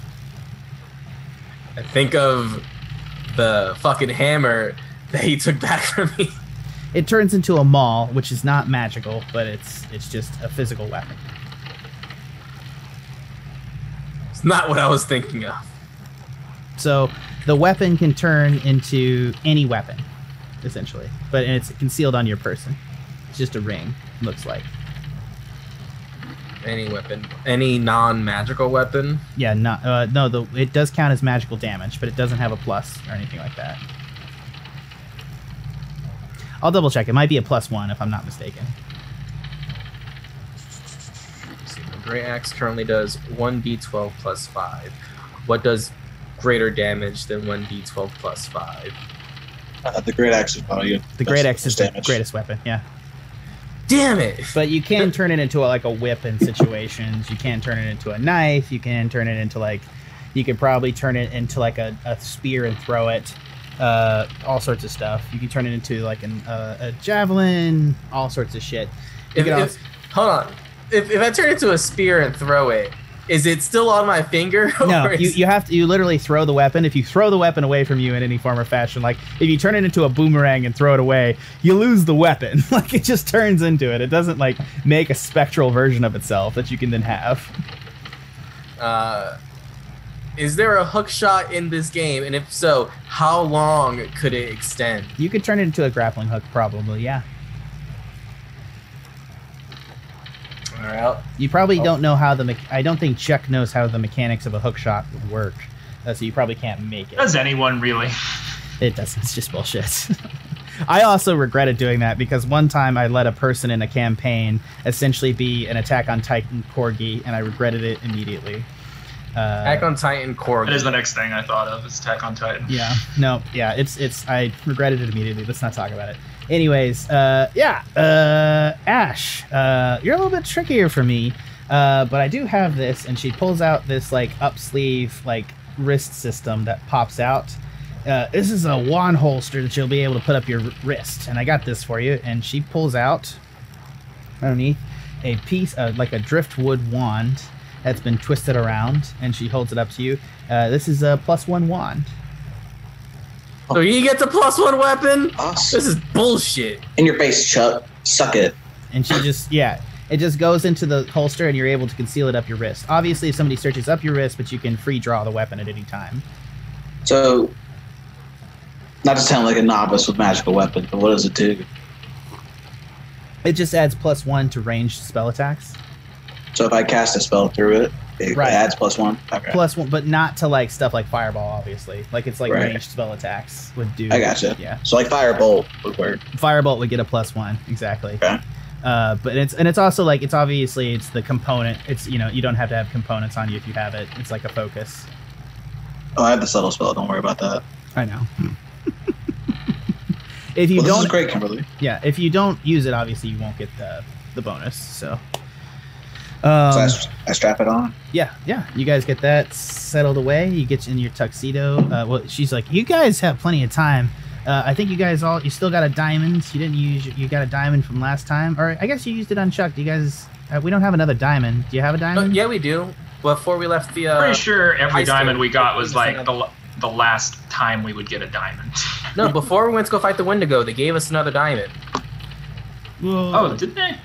Oh Yeah. yeah. Then you peeled it out of that dude's tooth. Yes. Yeah. I remember yeah. stuff. Was it a revival diamond? It's a diamond. That's all you need. Yeah. It's. Oh, okay. He has a single right. scroll of revival, so you only have Also- one scroll of revival. Would a scroll of revival count as healing magic? Yes. Why? Because since I'm level 8 now, I have where did it go?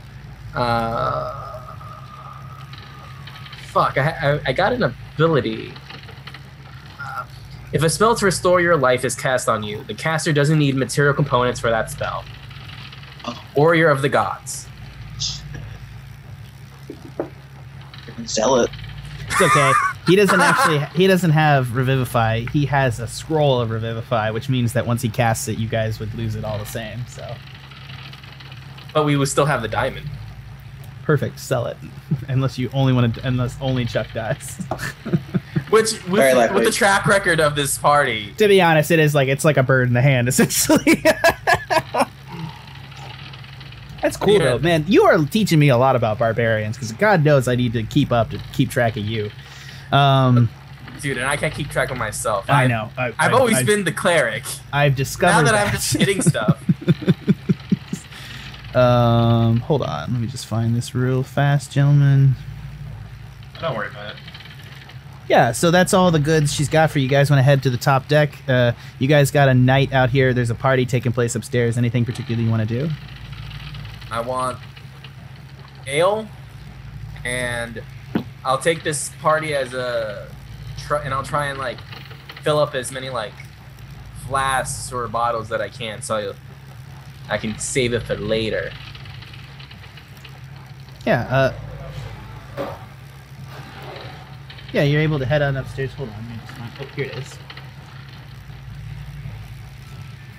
There we go. Tavern music. Yeah, you're able to find. You're able to hear. It's kind of got nice little parties going on upstairs. They have tavern music going, just kind of in the background, all the things. Oh, actually, I asked them if they have another scroll of Revivify. They don't have to give us the diamond, but like I asked for another scroll. No, we don't have that. Why? It's really expensive. We have a scroll of Revivify though. You have one. If we have another, you can have one dedicated just for me because you don't need the diamond. But then we can also potentially revive someone else with the diamond. You could go ask Zelix if he's got something like that. That's not my school. Alright, go look for Zelix. But I want to go with Zelix to find Zelix as well. Yeah, you guys head off to do that. Scree, what are you doing? I'll tag along. All right, y'all find Zelix on the foredeck. He's just kind of slurping his chops. There's a little bit of blood and gore on his tentacles that seem to be kind of like mushing around. He's just by the aft wheel, and he's just sort of just standing there, enjoying the cool air and the music. Or you're not actually sure if he is or isn't, because it's kind of hard to tell if a mind flayer is enjoying something. I look around for like a napkin and hand it to him. What's this for? You got some schmutz on you, buddy. He like flips his tentacles.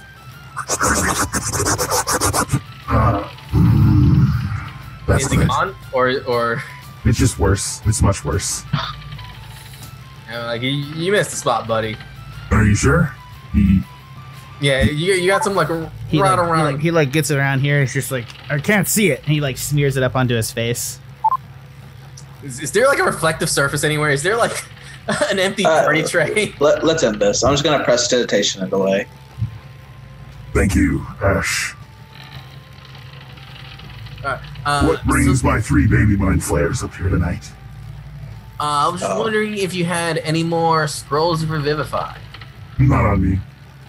Takes me a 10-day to put them together. When was the last time you... Never mind. No, that's whatever. Damn it. Well, we're about to go on a huge-ass mission, and I was wondering if there's anything you would be willing to give us to help us on that. We are your baby mind players, after all. You want to protect us. Do you have any, I didn't see I looked in your pack, it appears that you guys still have 3 potions of healing. I mean, more wouldn't hurt. I have to have them for the other team. You mean you're a pansy-ass team that has failed multiple times while Yeah, they're gonna need it more than you do. But with the track record, they're just gonna waste it. It's squandered resources. You don't know that. That's and you don't know that. Alright, we're just... Look. Yeah, it is voice mods, so thank you. Dilder? Nice. Dilder, so I'm not going to say it in Zelix's voice. Anyways. Yeah, so, no, I don't have anything for you guys particularly, although I'll say that unfortunately I won't be able to contact you in the city. We're not sure, unfortunately, why we're not able to contact Amon. I'll say this, though, he seemed really panicked when he contacted me. But I wouldn't be surprised if the situation hadn't gotten worse. Which is more reason for you to help us. I'm helping you. Well, more reason you should give us more stuff. You're a bad person. You know that, Chuck? Like, you're a greedy, bad person. Yeah, you're saying that like it's a bad thing. We're in D.A.R.K. You put mind flayers in our brains. You're also a bad creature. Why? What's with all the judgment on this ship? You're just kind of the worst, man. I mean, none of us, like, kill our children. I take care of my children. Yeah, but I feel neglected, Dad. All right. Let me see if I can go whip up a potion just because you called me Dad. Thank you, Father. Oh, gross. No, too far. Didn't like it. All right, Dad. All All right, yeah. Sit quit while you're ahead. He's gonna like get up and leave. I'm gonna try after him. That question. Ash, was there something else? You being the only other magically inclined person on this ship, what do you know about this wish spell? It's an incredibly powerful spell. Yeah, but do you know it? It requires, it's similar to Revivify, it requires a large cost diamond, roughly $50,000 in gold. And it can be... Okay. It can be incredibly powerful. It's difficult. It's ninth tier magic, so only the most powerful sorcerers or wizards could cast it. I don't even know if a sorcerer can cast Wish. I need to look at that. Well, just curious. And clearly, if you didn't know it, you didn't have to say it. I mean, wink, wink, nudge, nudge. If you do know it, you should tell me. I've seen Wish cast multiple times in my life. I will say this. It is very dependent upon the way that you word your request of the spell. So depending upon how it does, it can make it happen in the most bloody way possible. That's not a concern. All right, well, thank you. I had a friend that wished for great wealth, and it turned his body to gold. Well, he sounds like an idiot. Yeah. They're genie wishes. If you did, monkey's paw wishes. Depends on the situation. Generally, I do treat Wish like a monkey's paw wishes. If you guys word it in any way that you give me grounds to fuck you up, I will fuck you up. I'll have a contract. Sorry, this is in Zelix's voice, but in DM's voice. In the DM's voice, if there is a way, Zelix is not the god of Wish. Okay, yeah. No, the DM is saying. Generally, I will say in most of my games, depending on how you word the wish, I will fuck you up if you give me leeway to do so. That's why I don't fuck with wishes. Monkey's paw or genies. All right. So Zelix keeps walking away. Ed, Scree, what were you doing? Obviously, you weren't part of preview for that conversation. Ash, you're going to stop him? Nope.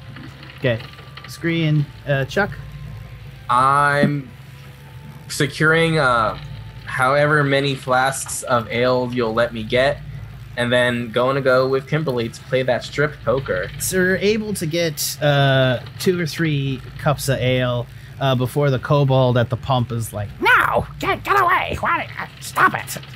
It's a party! Drink these and then come back and I'll fill them up. Jesus Christ, Minotaur motherfucker!" Okay, I sneak off and pour into like a portable container and like mimic. What portable container do you have? You're able to like go in the kitchen and like scrounge a bottle if you want, but this is like ale. I mean, yeah, I'll take a bottle. Hold on, they have that cauldron that just generates basic items, right? What do you mean? Is it when we first got our stuff, they had like that one thing that like could generate basic items. That's how we got our weapons and whatnot. No, Kimberly made them for you. Damn it! What are you making shit up, mate? Like, what other D&D game are you playing? Am I wrong? Not really a cauldron. Yeah. Vaguely remember a cauldron. Yeah. I will listen to the thing. It was a cauldron of spawning items. I don't know if it was spawning. Fuck up. Oh my god. Why do we let Ed talk? God damn it. He's the leader. Hey, memory is unreliable as it is. We all have worms in our brains, or we are worms, I guess. Well, also, Tanner, you're the only one who didn't succumb to the worm. So if anyone has any possibility of getting it out safely, it might be you. Don't forget that. True. Yeah. So, as you guys, I find the one bottle, and I'll fill it up. Yeah. And then you're able to fill up maybe 3 bottles of ale and put them to the side. You're not able to find much more glassware than that, though. I go to Scree and be like, "Hey, Scree, you can hide stuff, right? Hide these from me." I mean, sure. We can all hide stuff in that sentient pouch thing that we have that can hide anything, right? Right. What you mean? The bag of holding? Yeah. Do I have that? Yep. Oh, of course I do. I just reach around in my feathers and. Oh yeah, of course. And I have to make a. I think I have to make a check to open it, don't I? Animal hold. No, animal you handling. just have to pet it, don't you? It's not even a check. Yeah, it's an Pet animal the handling spine, check. of course. Yeah, rub the spine. Yeah, it's fine. It's very low, so you open it up. And what am I putting in here? Ale. My stuff. As I put it in. All your shit. Right, it's like a communal fridge in the back of holding. Chuck put his name on it, and it's like a roast beef not drink me. sandwich. Lol. Okay. Anyways, I said lol out loud. I'm embarrassed. Anyways, yeah, you managed to put the 3 bottles in there. What are you guys doing now? Like I said, I'm gonna now drink to as much as they will give me because I drank my first portion already. And then we're gonna play strip poker with Kimberly. All right, let's go ahead and have Chuck make a Constitution saving throw. Oh no, am I gonna pass out? I don't think so. Yeah, I have a +6 to con, so. I rolled an 11? No, I rolled a 9. Fuck off. Yeah, I know, that's pretty bad. No, you rolled a 6, dude. No, it's a +6. So if I have Oh, yeah, you rolled a it's 9. 15. Jesus Christ. I know. I mean, you're fine, but you do manage to drink maybe like a quarter keg of ale. Much to the kobold that's controlling the keg's chagrin. His little kingdom of controlling the keg is crumbling. Kimberly invites you all over for a game of poker. I think you want Who us else to is play there? poker, so I'm gonna go play poker. No, it's fine. You don't have to. I'm just joking. Who else is there? Is it just Kimberly? You're gonna go to a casino, so you guys could play anything you wanted to. Research. We Sure. need research. I'm just saying, it took me like a long time to figure out how to play poker with dice. You know, there was a significant portion of math involved. All right, I'm just saying it was annoying. I'm down. Don't Yeah. worry, y'all don't have to. No, we're going to a casino. We need to play the part, so we should get used to this. So you can. About to say, the Manticores are playing Knucklebones. Orig and Ureg What are is playing. Knucklebones? It's a similar game. It's kind of like Liar's Dice. All right, but they're not going to play that at a casino, are they? They might. You don't know. They're This also is a playing. fancy casino. Orig and Ureg are playing coins and beer pong. You guys can do whatever you want tonight. It's up to you. You can also just go to bed and we can fast forward through this. It's up to you. No. Chuck Angus is intoxicated. He already took off his pants once today. And Kimberly brought up strip poker. So we're doing this. Oh my God. We're doing this. It's happening. All right. Can't deny the girth.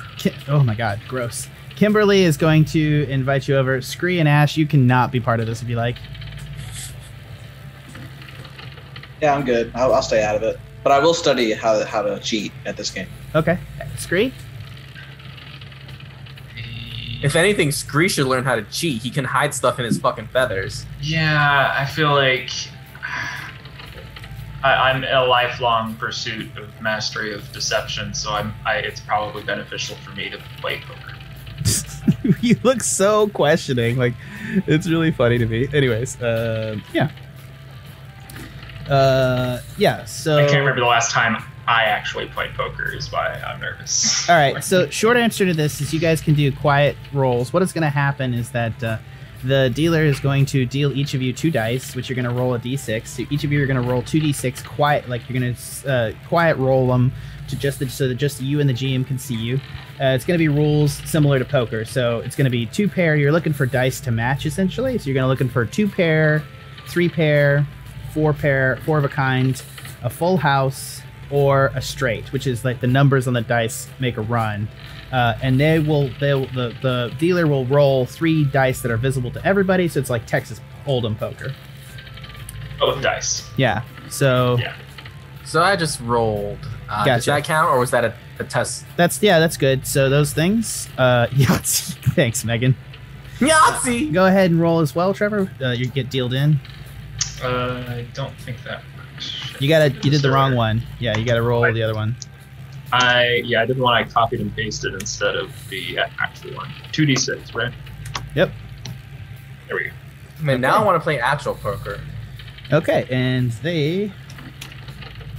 I mean, this is actual poker, thank you. And then they're going to put out 3. So they're going to say everybody's going to do a 5 gold buy-in. So everybody puts their 5 gold down.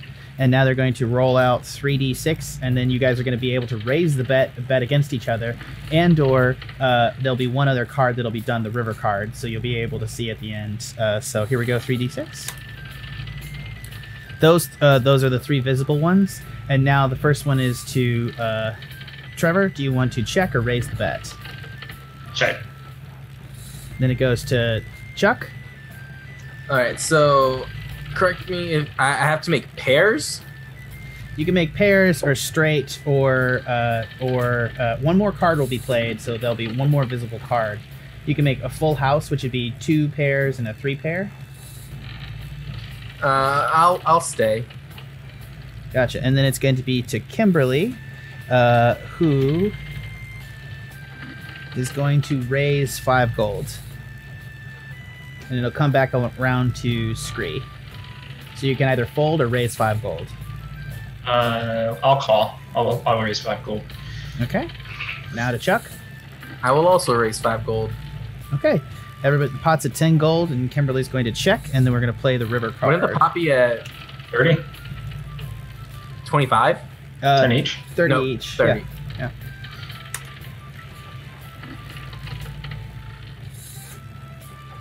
Okay, and now it's back up to Scree. Scree, do you want to raise? That's the last card. No, I'll stay. I'll raise it 5. Kimberly will raise it as 5 as well.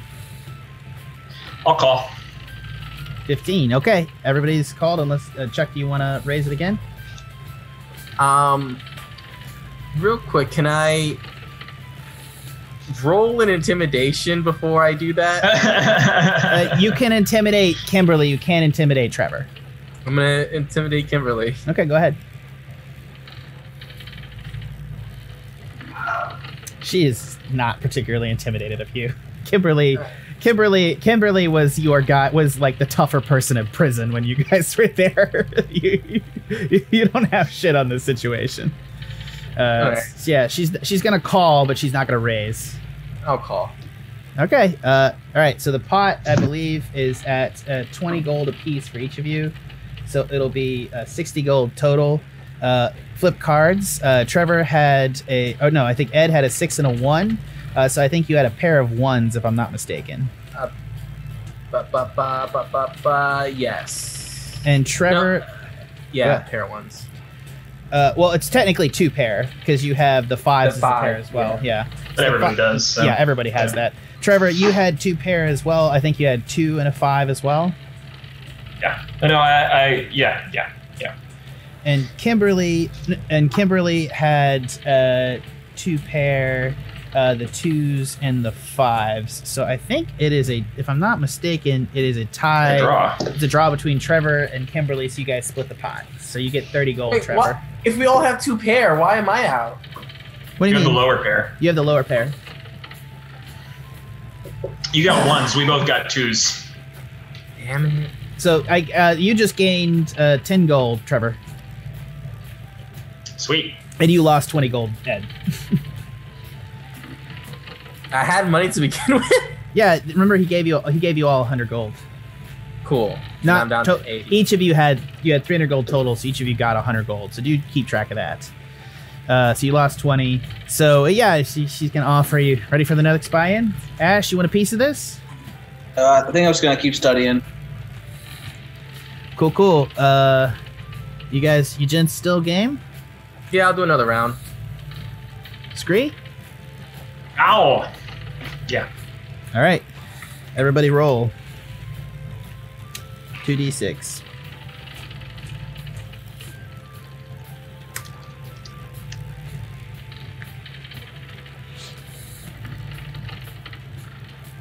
All right, 5 gold buy-in, and now I just realized you know everything, so you can be the ultimate. Yeah, but Kimberly can be intimidated by rolls. Like, you guys can make persuasions or try to trick her if you want to. So she's still an NPC, whereas you can't do that to each other. Like, you attempted to intimidate her last round and failed. If you had won, you could have pushed her hand. Word. All right, Trevor, are you set? What do you mean? All right, well, so we just did the river card. So, are you going to? Are you going to? Are you gonna? Am I gonna up the ante? Yeah. Sure. I'll toss in 5. I'll toss in 5 more. Chuck. I actually fold. Chuck folds. Kimberly's gonna look at the cards, and she is going to toss in 5 more. I'm at 75 gold. I gotta save something for the casino. You're at 80 gold. Oh no, yeah, you tossed in 5. You lost the 5. Well done, Ed. I'm proud of you. I have no idea how much gold I have, so he's ahead of me there. You had 100, and you gained 10. 30 last round. No, you gained 10. Yeah, so he's 110, and you just put 5 down. So you're at 105. I'll call. No, you got. Well, there's 10 in the pot. You call. You upped it. On the about. Okay, so you call. Well, she didn't raise it. You raised it. And she called. Sorry. I thought she raised it. Gotcha. Yeah. No, you raised it 10. It came around. I'll stay then. Okay, so.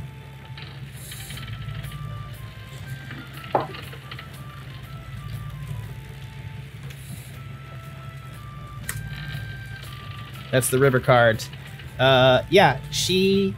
Are you gonna call or raise? I'll call. Well, I don't have to add more, right? So I'll just stay. Yeah, she Right, does. yeah. She's gonna raise you 30 gold.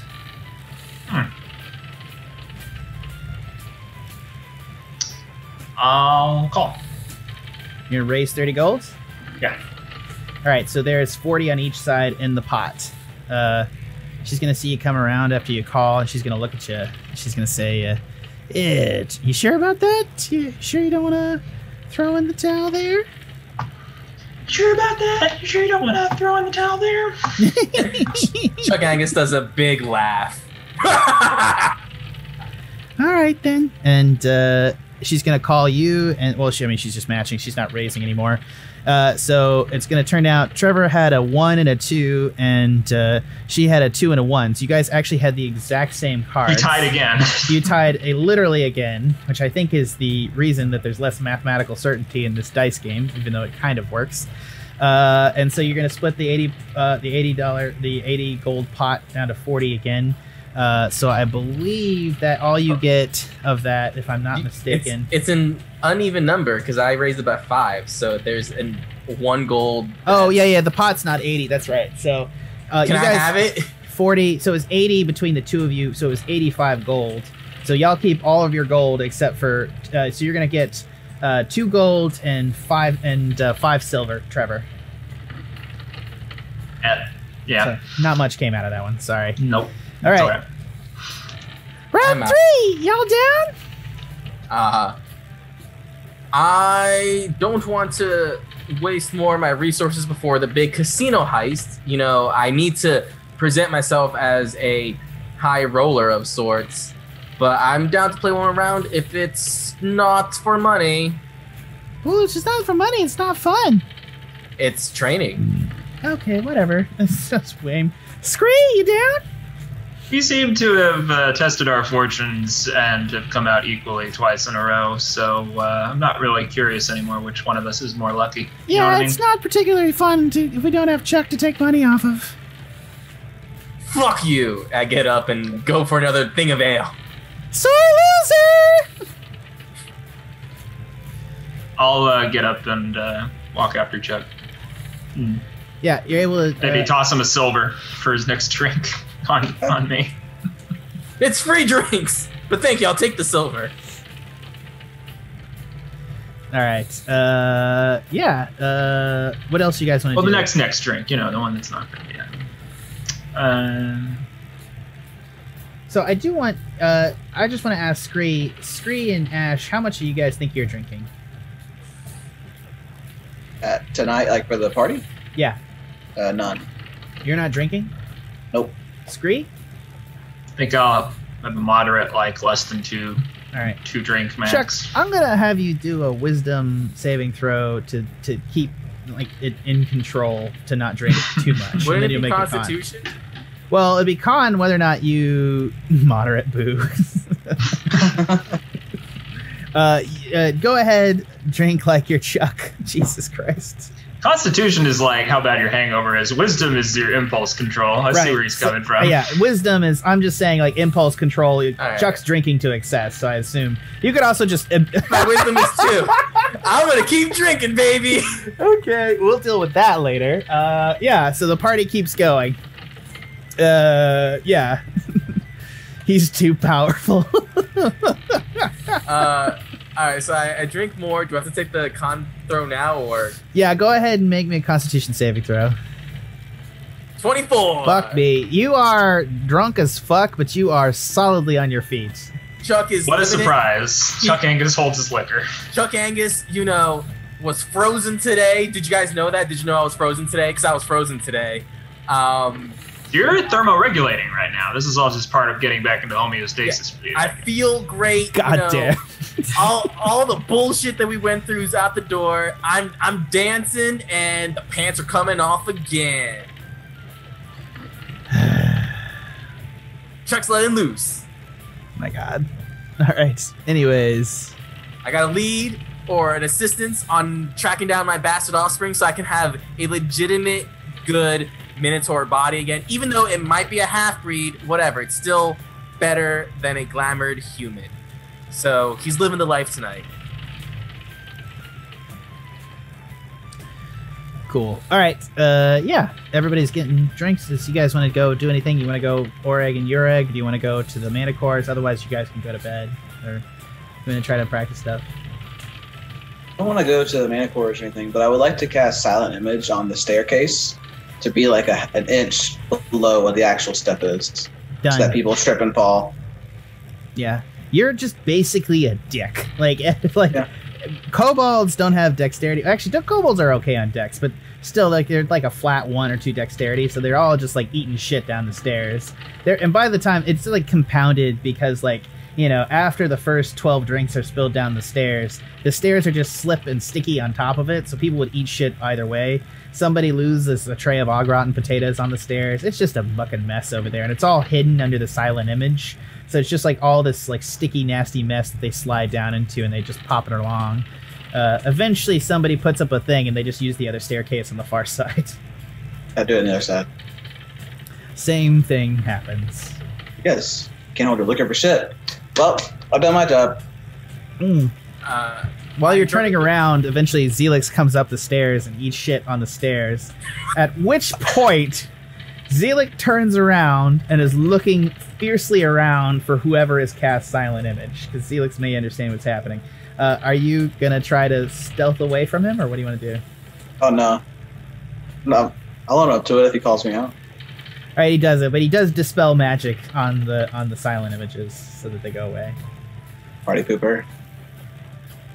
It's really gross, though, when as soon as he dispels the Silent Images, like, the stairs are just covered in, like, mashed potato and beer. Kobolds are really into mashed potatoes.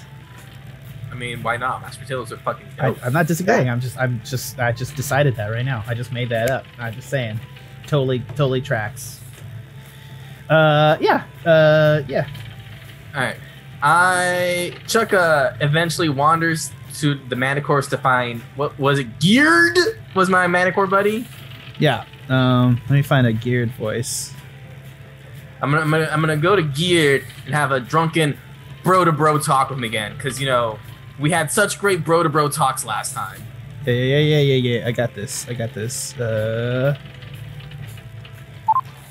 Sup, Angus? Geared! How you doing? Nice to see you. Good battle today. Almost died. We both nearly froze to death. Yeah, I was... Oh, you heard I was frozen today, because, you know, I was frozen. I got frozen too. It sucked. Oh, dude. I was right there beside you, man. It sucked. That's like cheating. Who has ice powers? Jesus. dude, ice powers suck, but you know, I mean, we were in a frozen wonderland, so it was... No, it sucked. My like, nuts are still cold, man. I don't know, I just, like...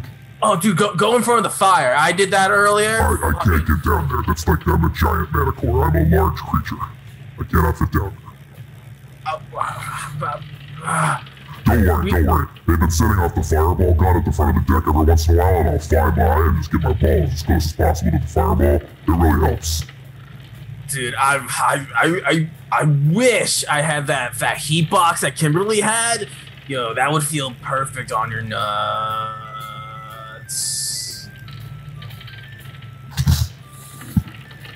Yeah, buddy. Yeah, bro. I just gotta say, like, I know from a talk earlier, like, you totally, like, you totally convinced me that it doesn't matter what I am on the inside, because on the outside, I'm a fucking Chuck Angus beefy barbarian. Yeah. Visualize this shit, you got it. But I just want to tell you, because people were giving me shit about it, but, like, I have some bastard offspring there that aren't doing me anything right now, so I'm gonna try and get their bodies and be, like, even better on the outside, so it reflects on who I am on the inside. Like, is that so wrong? No. See, I don't even understand half the sentences you say to me sometimes. You should know. I just agree with you. But did you not have any of the ale, bro? Oh, dude, I drank like a barrel. I didn't hear that. You cut out. Oh, did I? Did it cut out? I didn't hear that. Can you hear me? I didn't hear that. Can you hear me? I hear you now. Yeah. But like before, I didn't hear that single part. Did it cut out on me? All right, guys. Sorry, I'm just trying to triple check if everything's okay. No, you're good. You're good. Are you making a joke, or is there was a stream issue? I'm just double checking. No, I honestly didn't hear one part, but I hear you fine now. It's cool. I think we're pushing the limits of our voice changer. It's fine. I need to work on it. all Chuck needed to know was that Gear was on his side, and then he eventually just passes out where the Manticores are. Yeah. Without his pants. Make me one more Constitution saving throw.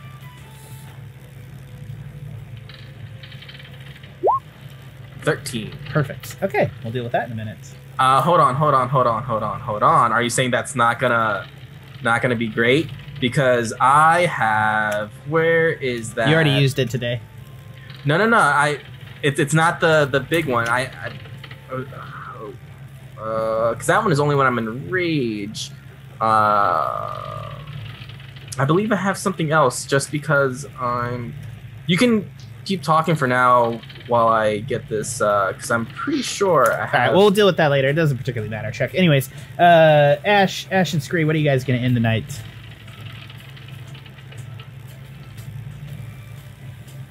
I'm going to end the night by studying my Shadow Wolf, or Shadow Dog.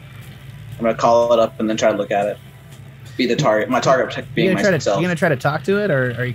No, I'm trying to study what it can do. Yeah. Get better understanding of what it is. Yeah. Okay. Scree?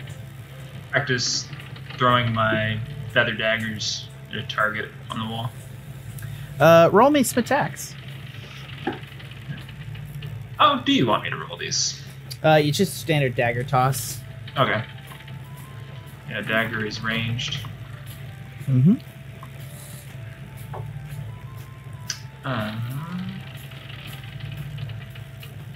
But yeah, it's just dagger. Cool. All right, with all that done, damn, yeah, okay, that's 3 daggers. On the left dagger, you're able to toss them off and hit them. Then you're able to hit the base of the dagger again and again, just in the exact center, bullseye, 3 times in a row. Is anybody impressed? The kobolds around you looked a little freaked out because they kind of don't consider you like dangerous like Chuck, and they kind of are all like a little bit like, because you're like a medium-sized bird person, right? Like they kind of like, you have a beak, you're not very human looking, so like they tend to be more relaxed around Scree as opposed to Chuck and Ashe. So watching you do that was like a little bit freaky. I turn around and like use a kobold voice and say like, "Bullseye, motherfucker," or something like that. They all lift up ears. It's like, ah! and they run over and they give you a beer. It's, it's cute. Anyways. Oh, okay. Yeah. Cool. All right. So yeah, I think everybody's going to follow on bed over the course of the night. And then it's going to come around. You guys are going to sleep in bed the majority of the day because I think it was about maybe around 6 a.m. by the time you guys get to bed. So 8 hours sleep. You're going to be starting to approach night on the next day as you approach Keeper City. Yeah, tavern music off. You guys are waking up in your dorm the next morning. Have you guys decorated this room at all? I believe I passed out next to my buddy Geared. You did. You're also on the front deck, cold because you slept on a wooden deck all night, and also very hungover. I'm pretty sure there's a potion of healing somewhere I can fucking I don't drink. think that cures a hangover. I'm not sure if that does or not. I'm not sure how a potion of healing does, but it doesn't do anything to you, Chuck. You're just hungover. Like, come on. I didn't even give you a status effect. Fine. Because it doesn't... potions of healing don't necessarily recoup, because if it was anything, it would be like a level of exhaustion, and that doesn't recoup levels of exhaustion. Scree and Ashe, you're in your dorm room together on the boat. Is there anything you guys want to talk around now that everybody's not there? I'm very curious what you guys' interactions like. Scree, and how did you know that word? What means to kill a child? He didn't. I did. Well, he said it first. Are you in the room? I can't remember. She barges in. I did. It was filicide, not inticide. You'd be surprised how many of the greater works of literature deal in the worst of sins. So Nice. The names of them come up a bit. I guess. see.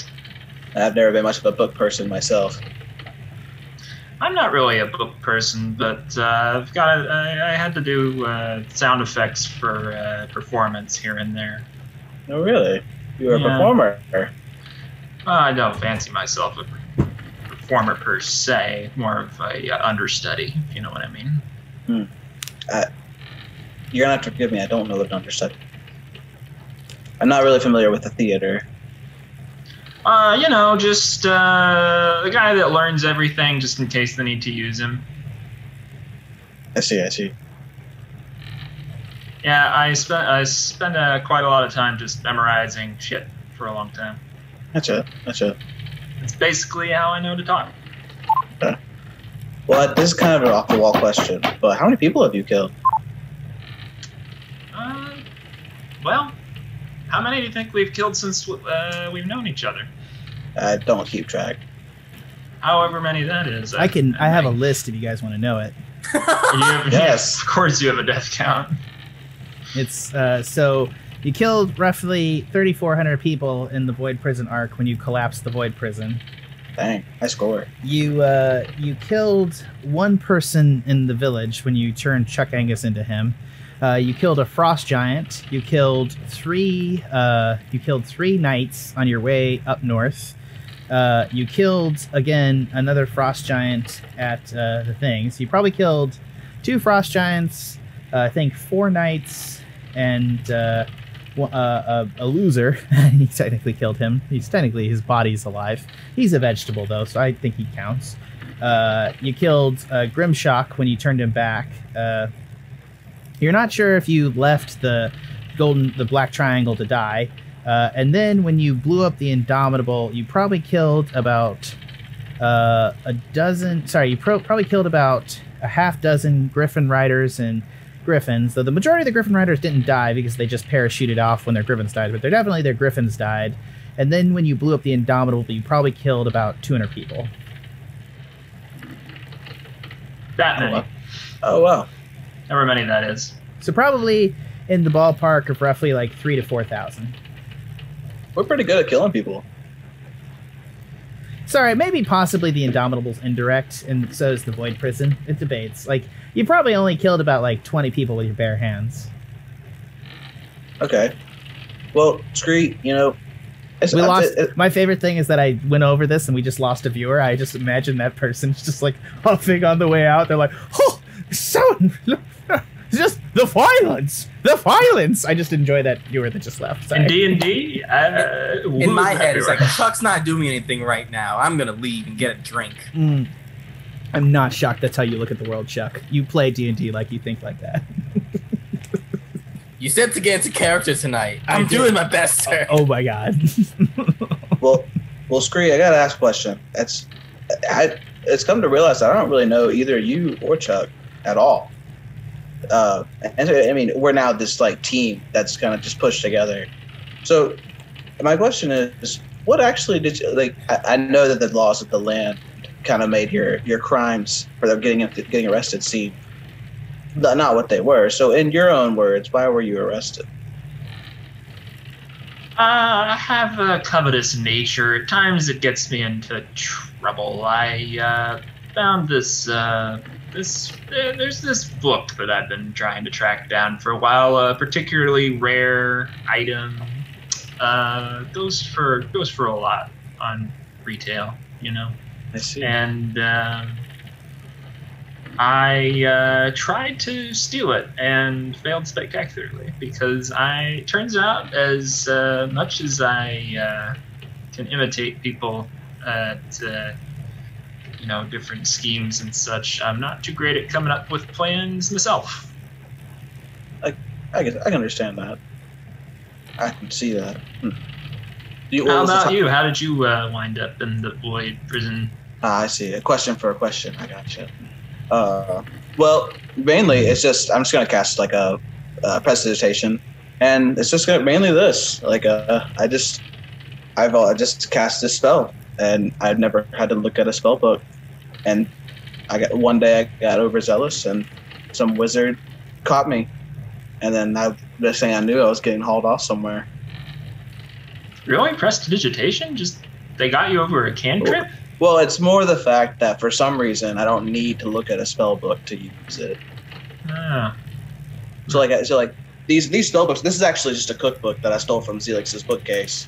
It's not even have any spells in it. I just have this innate nature to use spells like that. Yeah, it's pretty intimidating. All I was doing was just trying to do that magic, do the silent image trick on the stairs at an inn, and then they got me. I'm not there, but I would totally be. Like, you both were arrested for crimes most perverted. Of course you'd say that. I don't know. But I'm not there. Yeah, thank God. All right, question for a question. What was the title of the book, Scree? I don't actually know. I just know what it looks like. What's it look like? As I recall, it was human skin, right? Yeah. I mean, it's a question for a question. Yeah, he already asked his first question. No, I'm just reminding Scree. Yeah, that's right. I'm also just reminding Scree.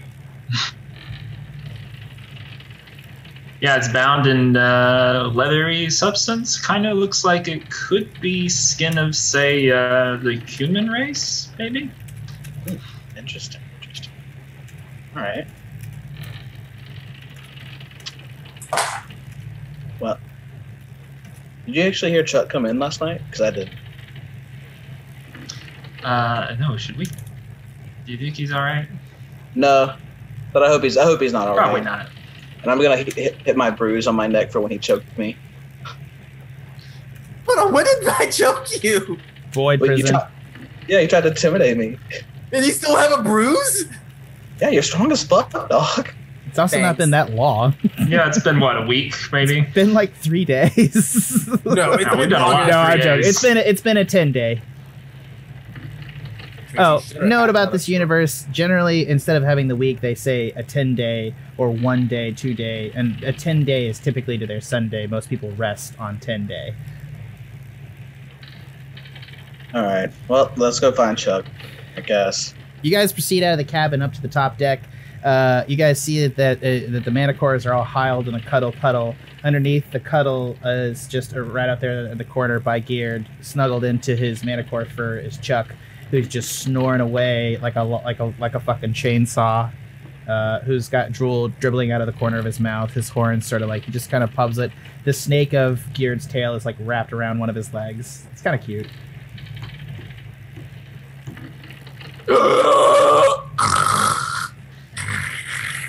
Yeah. Do you want to make him or should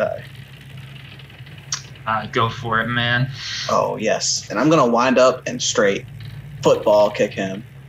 Like where? Like in the And chest? on his chest. Yeah, do it. So, just like bam. He's gonna take. I think you're gonna do like you don't have to hit. You can do like a D4 damage to Chuck. I'm very weak. Like, it's Can like, I athletics reflect to the kick? It's not. It's you. I mean, You can. You're on the ground. I am running. You're prone. Yeah. So you run back, guys. Yeah, it's like Charlie Brown run. Like I'm running Yeah. like 20 feet back. Chuck, you're startled awake and from a kick to the chest, and you're on Garrett's back, and you see Ashe like running away from you. Do you get up or what do you do? I'll be like, ow, my fucking leg, ow. I use the mimic thing to do like a, I guess a claw and rope thing where I can try and like get over here. You're gonna turn the mimic into a lasso. Yes. Cool. You're able to try to lasso him. All right. How do I lasso him? That's a great question. Lasso D&D. Lasso rules for D&D. This is great. Exotic ranged weapon. Oh man. Exotic ranged weapon. A larger or smaller target hit by a lasso is grappled until it is free. A lasso has no effect on target. I'm gonna suggest that it's probably special in range, so I'm gonna suggest like you're gonna use your dex score to try to hit him. All right, dex. Straight dex or like a dex saving? Not that it matters. No, it's not dex. You're gonna roll an attack with a dex weapon, so it'd be like if you had like a thing. You don't actually have any weapons. So let me see, dagger. Let me just add a dagger to your inventory to figure it out because that's easy. Add, sweet, equipment, dagger. Yeah, so it'd be why is it a +8? Oh, that's because it's be strength. Yeah, it'd be 0. Yeah, for a plus range, sorry, it has to be a bow, so you wouldn't actually, dagger's not actually gonna work. So yeah, it would be just you're gonna just roll d20 plus 0, I guess. So just a straight d20? Yep. No, wait, am I wrong? What's a bow? Yeah, sorry, it'd be a short bow. It would be similar. Sorry, dudes. My brain just farted on me. It's cool. Like, I don't know. Sorry. Sometimes, like, there's, like, too much shit to keep track of. I'm sorry. Short bow. It'd be +3 for you. 1d6. Yeah, it'd be +3 for you to do this. So go ahead and roll +3. D20 +3 to hit him. D20 +3. I hope I do. I'm going to eat. It's a lot of dirt if it hits me. 22. God damn it. No, that's a dagger. No, oh, it's You 19. just said a Oh, yeah. D20 plus Yeah, 3. yeah. You got it. 22. Yeah, you hit him. And he's grappled by the lasso. You gonna try to reel him in? You! Find me my pants! Please, I didn't mean it. Scree told me to do it. And I ignore everything you're saying, like, find me my pants and grab me some water. And whatever medicinals you can find. Well, you gotta let me go with this thing. I didn't mean it. Alright, I unmagic it so it's not a lasso, it's back on my finger. Oh, yeah. So I'm not gonna do that. I'm impressed that you did manage that. To be honest with you. Hells yeah! Yeah, I do encourage you, if you're going to have a weapon that could be any weapon, to just come up with random shit to make this work. I'll find a basic weapon of each variety just for reference. Yeah, we'll do it. It'll be good. We'll throw it. We can easily throw it on there. We'll make it work. Yeah. Anyways. Yeah. So I guess Ashe is running off to go get Chuck pants. No, he said he's not. Yeah, I'll run away, but I'm not to go get him pants. Everybody, make me a perception roll.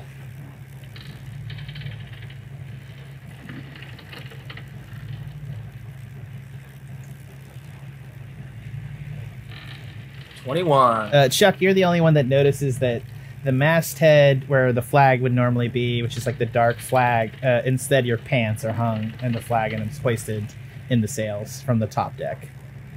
So your pants are literally like just on the crow's nest above it with the flag. I slowly get up and salute my shorts. Nice. All right. The Manticores begin to wake up, and Lord Venom with Lord Venom and Zelix come onto the deck, as well as Kimberly. Some kobolds come over and bring you guys some breakfast eggs and bacon on little platters, like a little rasher, with a little piece of bread with a rasher of bacon and an egg cooked pretty hard, like a hard-boiled egg, just been sliced and put on there. Easy breakfast is tossed to you. Kimberly has the mimic backpack that apparently she took off Scree in a roll earlier that Scree didn't notice. She's changed the mimic into a briefcase, so it'll match your tuxedo workaround. And she's like, I added rations for you guys, so here you go. I just updated some stuff. Right. There you go, Scree. Sorry to take it off you. I snatch it and animal handle it to try and open it real quick. Okay, roll animal handling. Yeah, you managed to open it up. Is all my shit still in there? As far as you can tell, yeah. So my booze is still in there? Yeah, she's added, like, it looks like a bottle of wine as well. Sweet, thanks, Kimberly. I go and see, like, I look for anything that might cure my headache. Like, in those rations, are there any, like, medicinal herbs or... There's the bacon. It's got some fat on it. You can go ahead and chalk that down. The fat is helping with it a bit. She also gives you, like a bit of a leaf to chew on, that you can chew on. I chew on it. Zelix tosses you another health potion as promised. So you guys now have 4 health potions. Sweet. It's in the bag. Yep. I believe all the health potions are in the bag with Scree. I give it back to Scree. He's my servant. He's gonna have to hold my shit. All right. Excuse me? You're my attendant. I'm sorry. Oh, right. Not all the time. Gentlemen, are you prepared to head on out? Ready as a load. Maybe. I could use some more money. I lost a bit last night. I checked my wallet. Dude, since my pants were up on the mast, do I still have my wallet? No, all your coin is in your pants on the mast. Did I not get my pants? Are you going to climb it and go get them? Scree, can you go up there and get my pants? So I'm just like naked in front of everyone right now at this table. No, I mean, I think you got like a fujoshi, like you got like a little like a 18th century like knitted underwear. Oh no! Didn't we just look this up last time? What was that like male cloth thing that I'm? Yeah, it is like there's like a medieval underwear. Not a loincloth. I swear we discussed this 2 weeks ago. Oh, no. Yeah, this is, exactly, girding your loins, because you wrap it. No, it's not girding your loins. What was it? It was, it's where you wrap your pants around so that it fits. This is on Animania, dude. This is something else. Oh. I said we discussed it. I didn't say where. Everything is flowing together for me. Anyways, yeah. Scree's willing to help you out. You're able to climb up there pretty easily and get the pants down. Are you willing to help Scree? Yeah, I'm willing. Yeah. Everyone should be willing to help. It isn't going to work if he walks into the casino wearing no pants. It's just a matter of practicality. He's able to strap on his magical studded leather pants and get them all squared away. I forget which. Do I have my wallet? Do I still have my money? Yeah, you have 75 gold in your wallet. 75 gold in my wallet. And the 1 silver? And the 1 silver, yeah. So I think you gave it to a kobold in the middle of the night, if I'm not mistaken, because you were confused about how drinks worked. All right, then no silver. Yeah. So, guys, name me your manticores. Geared is obviously Chuck's. Scree. Geared. Obviously, Scree gets Deb. Ashe, you had Carl. Yeah, poor Carl. Hot Carl. He deserves it. All right. You guys are getting mounted up on the back of the manticores. Venom's like, are you gentlemen ready? Could probably use some more money. Going to casino, you know. Okay, whatever. All right, head north from here. Just try to keep care. Sorry, let me get the voice on for him. My bad, guys. Head north directly here. When you can see the city in the distance, as soon as you can see it, pop off the back of the manticores. The manticores will circle around and come back to the carrier. Proceed into the ocean. Chuck, Ashe, use your Ring of Featherfall to do it. Get your cloaks of mana rays on so you can proceed to the Undercity You'll be able to see the canals, go to the gate on the far side, take the Red River sewer grate all the way to the Radagio, where you'll be able to use the pump system to get up to the 4th level of the building. Any questions? You'll have to hunt around inside to see if you can find the entrance to the vault and figure out a way to get into the vault from there. I hope someone's paying attention. Yes. All right, and he bids you farewell. You guys gonna take off? What are you gonna do? Taking off. Get your ass in the air, Carl. Slap. All right, Carl, Deb, and Gear take off over the city, over the dark waters. It is now night's falling again, as you guys have slept through the main part of the day. Stars begin to twinkle in the skies, like you see sunset in the distance as you glide over the ocean waves below. It's got a kind of a nice salty air kind of around you guys. It is honestly pretty nice out there overall. It seems to be that this is kind of like one of the few opportunities that you guys have had to kind of like sense like kind of this nice rushing air. It's salty. It's beautiful. It's not great for you, Chuck, because you're a little bit sick on the back of Geared because you had a rough night. But sorry, all of this is in Venom's voice. You need to tell me. Sorry, I apologize. Because I like Venom's voice. I know you like. Sorry, I wonder. Yeah, I just forgot. I'm so sorry. I will get a handle. I'm going to get like one of those push to talk things so I can press the button to hold the push to talk. That's what I'm going to do. We're going to fix this. I'm going to fix this. So anyways, you're able to proceed on to the edge of the coast as night begins to fall and the stars begin to that. As soon as the night in the sky begins to fall, you see in the distance like light over the edge of the horizon of the ocean, just like neon pink light coming off that. And as you come over the edge, you begin to see Keeper City. Hold on.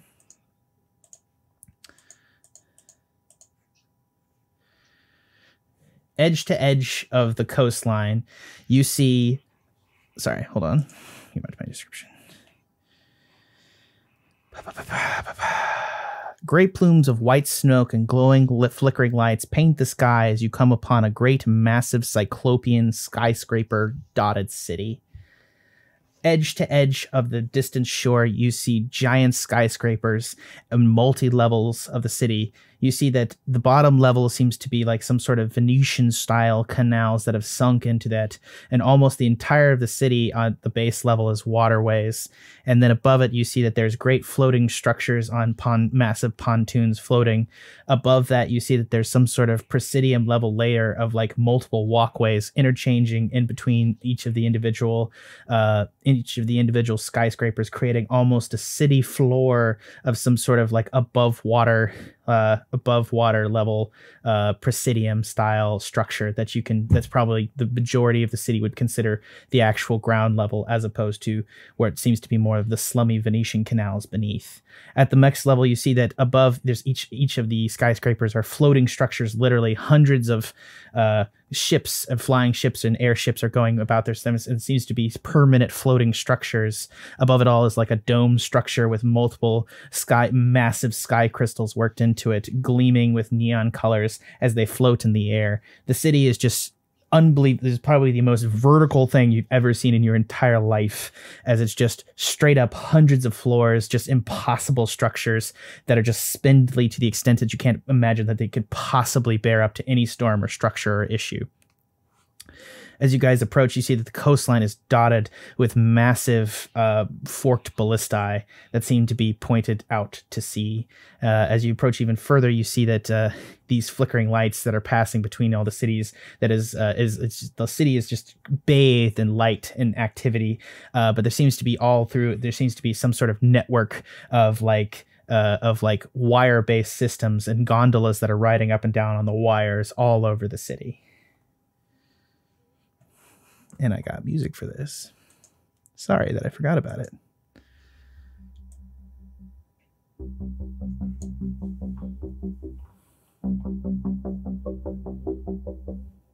And you guys proceed on towards this city.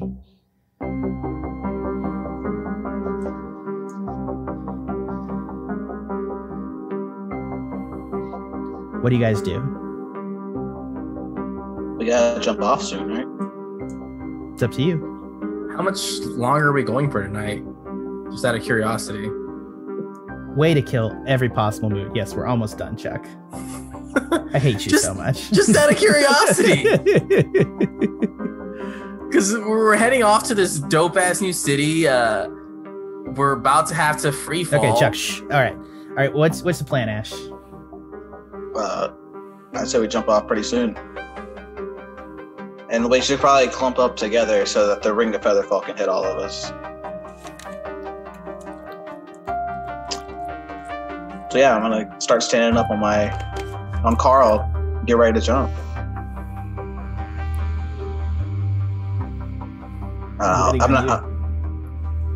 I'm waiting on the other two because I'm not gonna go jump first. Alright, I guess I see him getting ready to jump, so I get ready to grab him since we all have to like circle fall, right, with his feather ring thing. We just have to be close enough so that it hits all of us.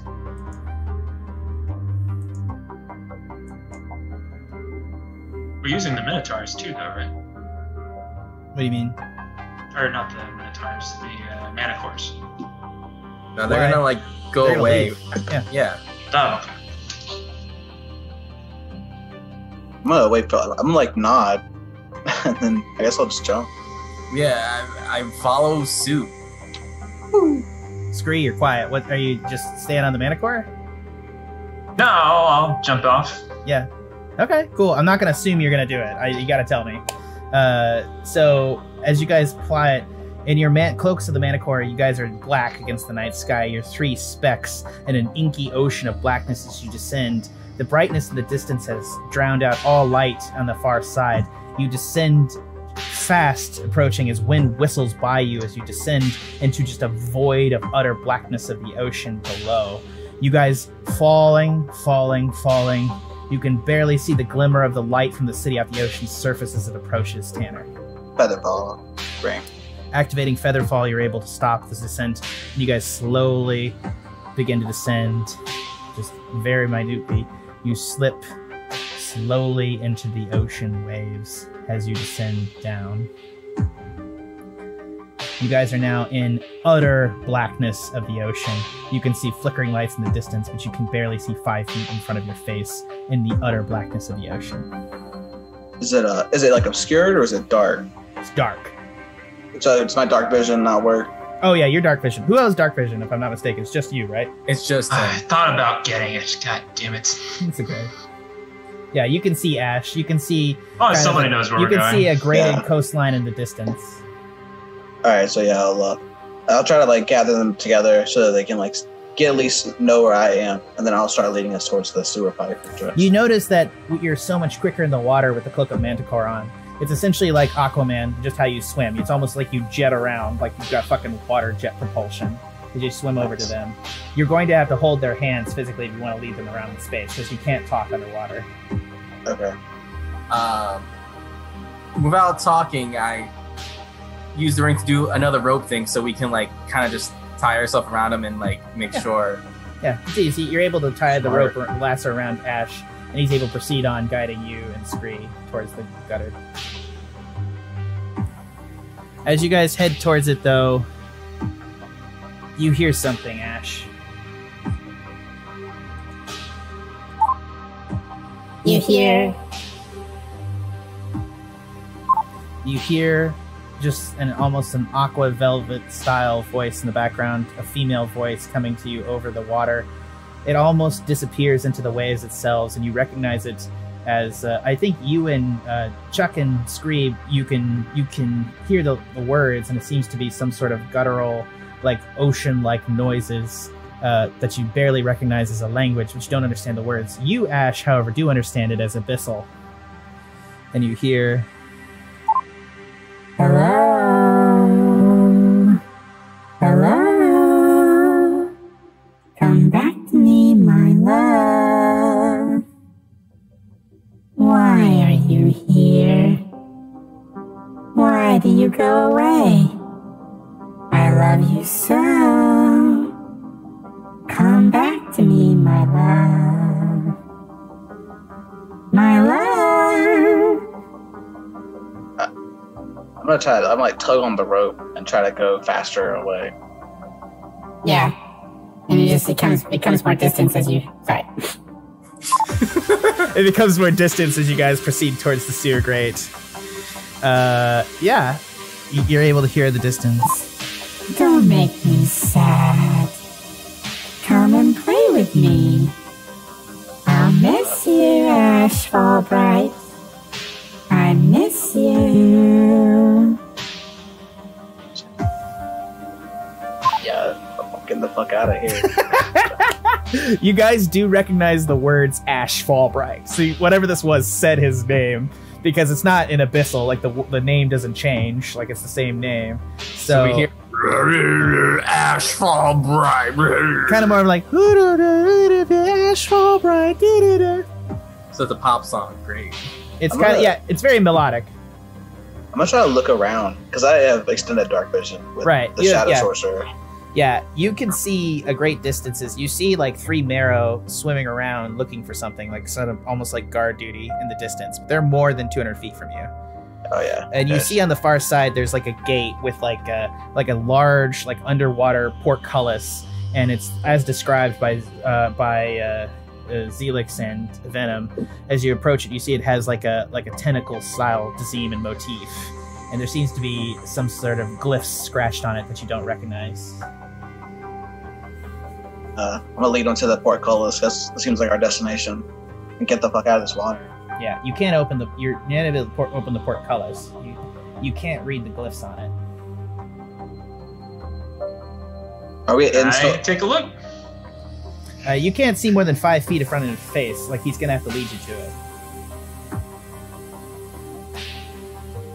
I guess we can't talk to each other right now since we're You underwater. cannot. No. Oh. Well, I think I have a spell for this. I don't. Never mind. So yeah, I'll just lead straight to the portcullis. You're able to very vaguely through the light of the surface, if he pushes your head within 5 feet of the room, see that the runes are indeed Thieves' Cant. I can read that. Cool. It says, sorry,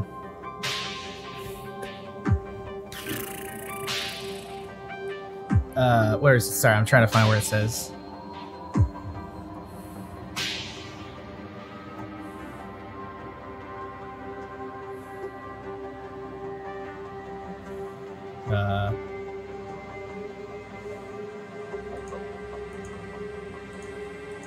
It says, knock thrice and enter.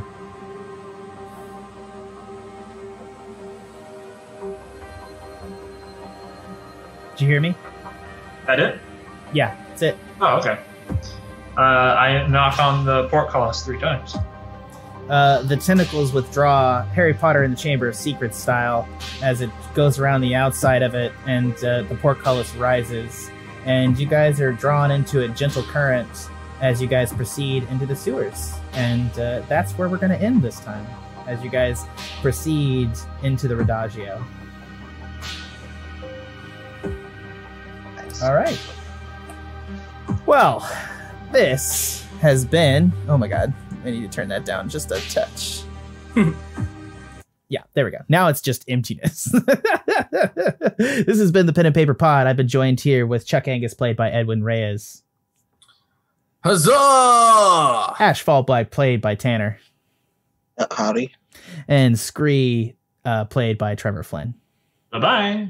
I've been your host, Jack Newman, your Dungeon Master for tonight. Thank you for listening. Head on over to the Tuscan Shed Media Network. That's the TuscanShed.com, where you check out all our other podcasts and other production materials, including the Movie Gang podcast, Animania, our anime podcast, and a myriad number of other podcasts. We produce like 12 of them at this point. We're old hats at this. So check that out. We're going to be on every Monday at 7:30 p.m. EST. I'm going to go ahead and start getting these podcasts out more readily onto our podcast feed. So stay tuned for that. We'll have more announcements as that. We're going to be getting more stuff out there. We're also going to be having a prize drawing and a chat soon.